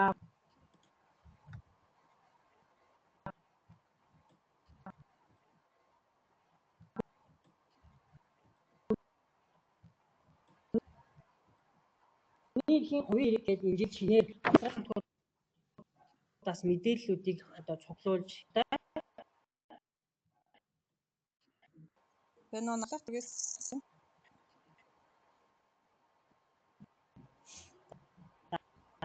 түрүүн бас тунгалаг зохицуул яаж одоо тийм хангалттай суурь нөхцөл нь ямар байгаа мэ гэдэг энэ мэдээллийг болоод бид нар авч хардаг. За тэгээд энэ нь бас ажлын хэсгийн гишүүдэд олон одоо миний яриа гацаар байна уу те? Одоо яаж вэ? За сайн нэг хэсэг гацсан юм шиг. Өсөд орохч маань яаж вэ? Яриа зүгээр сонсогч байна уу? гацаад орж ирлээ сайн. Одоо гайг байна уу те? За хувийн эрхтэй холбоотой мэдээлэл тавьчихсан байна. За хүний эрхийн хувийн эрэг бол үндсэндээ 8 бүлэг сэдвийг одоо хөндөж байгаа. Ихэнх нь бол танай орон нутгийн байршил. Энэ нь бол тухайн газар нутаг маань уулархаг бүсгүй, говь хангаадуу. За энэ байдлаас хаана одоо байгаагаас хамаарат хүний эрхийн асуудлууд бас зарим тохиолдолд одоо тий зөрчигдөх юм нөхцөл байдал үүсдэг. За дараа нь хоёрдугаар хэсэг нь бол хүн амын мэдээлэл ба нийгмийн асуудлуудын юм хэсэг байгаа. За энэ дээр бол мэдээж тухайн орон нутгийн нийт хүн амын тоо, хүүсээр ангилсан мэдээлэл, дундаж наслал, за дундаж наслалыг бас улсын дундажтай харьцуулж bijих энэ нь түрүүн бас тунгалаг зохицуулалтын дурдсан тий чадвал 5 жил чадахгүй бол тайлан бичиж хийснээс хойш 22 оноос хойш ямар нөхцөл байдалтай байгаа вэ гэдгийг харьцуулж бичих юм бол энэ ийм нэгдсэн байдлаар бид нарт харахад ийм одоо ач холбогдолтой байгаа. За дараа нь та бүхэнд бас нэлийн одоо нөгөө одоо тодорхой хэлжсэн тэр нь бол үндэсний цөөнх буюу бүлгийн эрхийн асуудлуудыг бас оруулахын тулд бэлгийн цөөнх за бусад нийгмийн цөөнхийн асуудлуудыг бас судалж бичих нь зүйтэй гэдэг ийм хэсэг байгаа. За дараа нь хүн амын суурьшилт энэ хүн амын хэдэн хувь нь аймгийн төв дээр байгаа, хэдэн хувь нь те дүүр хороонд амьдарч байгаа гэдэг энэ бол бас тодорхой одоо тоом үзүүлэлт учраас энэ дээр бас хаана хүний эрхийн зөрчил гарч байгаа гэдгийг зураглал харахад бол бас хэрэгтэй. За дараа нь шашин шүтлэг хүн ам өсөлт. За энэ хүн ам нь тухайн орон нутгийн хүн ам өсөж байгаа мó тий тодорхой хэмжээгээр буурж байгаа мó гэдгийг сүүлийн 5 жилийн мэдээлэл гэж байгаа. Гэхдээ бид нар бол сая ажлын хэсгийн гишүүн бас хэлж байна 2022 оноос хойш тий тайлан бичиж ирснээс хойш мэдээллийг харьцуулаад бичээрэй. Гэхдээ хүний хувийн одоо хүний эрхийн хувийн эрэг дээр бол энэ 24 оны тайлан мэдээ учраас 24 оныхоо тайлан мэдээнүүдийг барьж оруулаад явах нь бол зөв шүү гэдгийг бас хэлмээр байна. За нас баралтын хувьд түүний оллох шалтгаан тий эрхийн эндэглийн харьцаа энэ өсөж байгаа мó буурж байгаа мó гэдэг энэ яг одоо саяны тайлан бичиж байгаа 5 бүлгийн хүрээнд гарсан асуудлуудын тоо мэдээлэл статустыг энд ингэж нэгдсэн байдлаар оруулах юм байна гэж товчхондоо ойлгоод авчих болно. За тэгээ хүрээлэн буу орчны асуудал дээр ч гэсэндээ байгаль орчны тулгамдсан ямар асуудал танай орон нутагт байгаад байгаа юм те. За сая Сүхбаатарын аймгийн шин дээр ярьж байна. Тэр нөгөө бомбтой холбоотой те гих мэдчлэг ийм одоо яг танай орон нутгийн онцлогоос шалтгаалаад үүсч бий болоод байгаа нөхцөл байдлыг бас тусгаад явах нь ажлын хэсгийн гишүүдэд үнэлгээд өгнөлт өгөх цаашлах юм бол том зургаар нь хүний эрхийн төлөв байдал ямар нөхцөл байдалтай байгаа вэ гэдгийг харахад бол энэ хүний эрхийн хувийн эрэг бол маш их ач холбогдолтой. Тэгээд энэ хувийн эргийг боловсруулахад бас одоо яг манайх шиг орон нутагт хүний эрхийн төлөв байдлын тайлан нүүбд бас ингэж улс орнууд илтгэдэг. Тэгээд энийг харахаар энэ хүний эрхийн хувийн эргийг бол бас нэлээ ийм практик ашиглаад явж байгаа учраас бид нар энийг нутагшуулж ингэж ашиглаж байгаа шүү гэдгийг бас одоо та эдгээр хэлье. За тэгээ энэтэй холбоотой бас нэг мэдээлэл өгөхөд танилцуулах хэсэг дээр одоо элтгэх хэсгийн танилцуулах хэсэг дээр хүний эрхийн хувийн мэдээлэлд орсон мэдээллүүдийг нэгтгэж базаж 8 бүлгийнх нь хүрээнд танилцуулганыхаа 9 слайдыг хийхэд л ер нь бол тухайн аймаг орон нутгийн эдийн засгийн болоод хүн амын суур үзүүлэлтүүд хүний эрхийг хангах гэсэн ямар асуудлууд үүсэж болохоор вэ гэдгийг бол ажлын хэсгийнх маань ийм ялгаж салгаад харчих боломжтой ийм юм байгаа шүү гэдгийг хэлье. Тэгээд тухайсан асуулт байх юм бол над руу мэйлээр бас бичээд асууж болно шүү. Мөн утсаар холбогдоод асууж болно гэж хэлье.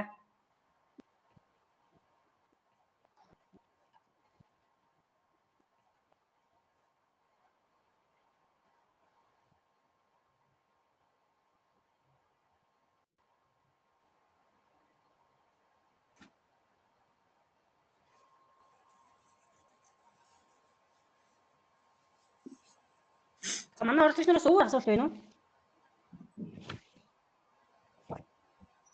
Миний яриа сонсож байна уу та хэд?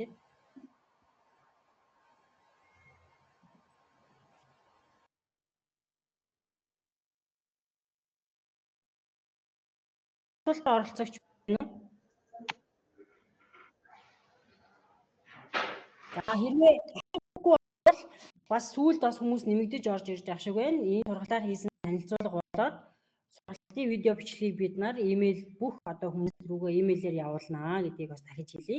За хэрвээ оролцогч нараас маань асуулт байхгүй бол өнөөдрийн орон нутгийн хүний эрхийн төлөв байдлын тайлан сайжруулах хэрэгжилтийг хангах энэ хүрээнд зохион байгуулж байгаа захиргааны сургалт маань бол ерөнхийдөө дуусж байна. Тэгээд бас сургалтынхаа төгсгөлд дараах хэдэн зүйлийг онцлж хэлхийг бол хүсэж байна. За орон нутгийн хүний эрхийн төлөв байдлын тайлан гэдэг бол нэгдүгээр салбар дундын асуудал гэдгийг маш манай орон нутгийнхаа аюул сан ойлгож хамтарч ажилласаа гэж ингэж хүсэж байна. За сая бас хэллээ хэд хэдэн одоо алба хэлцээний нар нарыг оролцуулсан ажлын хэсэг гаргаад ажил явах нь цаг хугацааны хувьд тий олон талын мэдээллийг оруулах хувьд цаас тэгээ үнэн зөв статистик одоо тоо баримтатаагаар илтгэх энэ процессд бол чухал ач холбогдолтой гэдгийг дахин сануулгах гэж байна.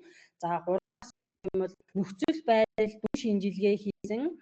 За тэгээд тунд тулгуурласан дүгнэлт хийсэн ийм хэлбэрээр тайлан бичихэд та бүхэн маань бас анхаарч оролцоорой гэдгийг бас дахиж хэлмээр байна. За 4-р асуудал нь бол орон нутгийн хүний эрхийн төлөв байдлын тайлан бол зөвхөн байгууллагын хэмжээнд одоо үйл ажиллагааны тайлан гэхээсээ илүү төрийн албан хаачдыг эрхийн ойлголтыг хангаж байгаа мөн энэ бататгах тий за энийг мөн ажиллахад бас тодорхой хэмжээний хувь нэмэр оруулж байгааг бид нар сая аймагуудын жишээн дээрээс бол харлаа. Тэгэхээр та бүхэн маань төрийн албан хаачдаа хүний эрхийн мэдлэг хандлага соёл төлөвшүүлэхэд бас чухал ач холбогдолтой гэж харж энэ өнцгөөс нь ач холбогдол өгж оролцуулахыг бас төрөнх дэмж үндэсний хорооны ажлын алба болоод засгийн газрын хэрэг эрхлэх газраас бол та бүхэнд бас хэлхийг хүсэж байна. За тэгээд энэ жилийн маань тайлан бол илүү өргөн бүрэлдэхүүнтэй бид нар 30 орон нутгийн тайлан хийлцэн. Тэгэхээр манай өнгөрсөн жилүүдэд сайн одоо үр дүн үзүүл сайн тайлан хийсэн журмаа сайн баримталж ажилласан энэ аймагуд маань амжилттай одоо улам баттгаж за шинээр орж байгаа аймагуд маань бас аймаг дүүргүүд маань өмнө жилийн одоо туршлага дээр тулгарсан ийм сайн мэдээллүүдийг багтаасан төлөв байдлаа харуулсан тэгээ ерөнхий нөхцөл байдлаа бас сайн тодтогч харуулсан тоон статистиктэй ийм тайлангууд орж ирэх байхаа гэж ажлын одоо албаны зүгээс бол хүлээлттэй байна. Тэгээд хэрвээ асуултгүй бол та бүхэнд цаг зав оролцож цахим сургалтанд хамрагцыг явдалд талархал илэрхийлье. Тэгээ 24 оных нь тайлан эрүүлэх, бичих, боловсруулах, эхлэх ажилд нь амжилт хүсье. Баярлалаа.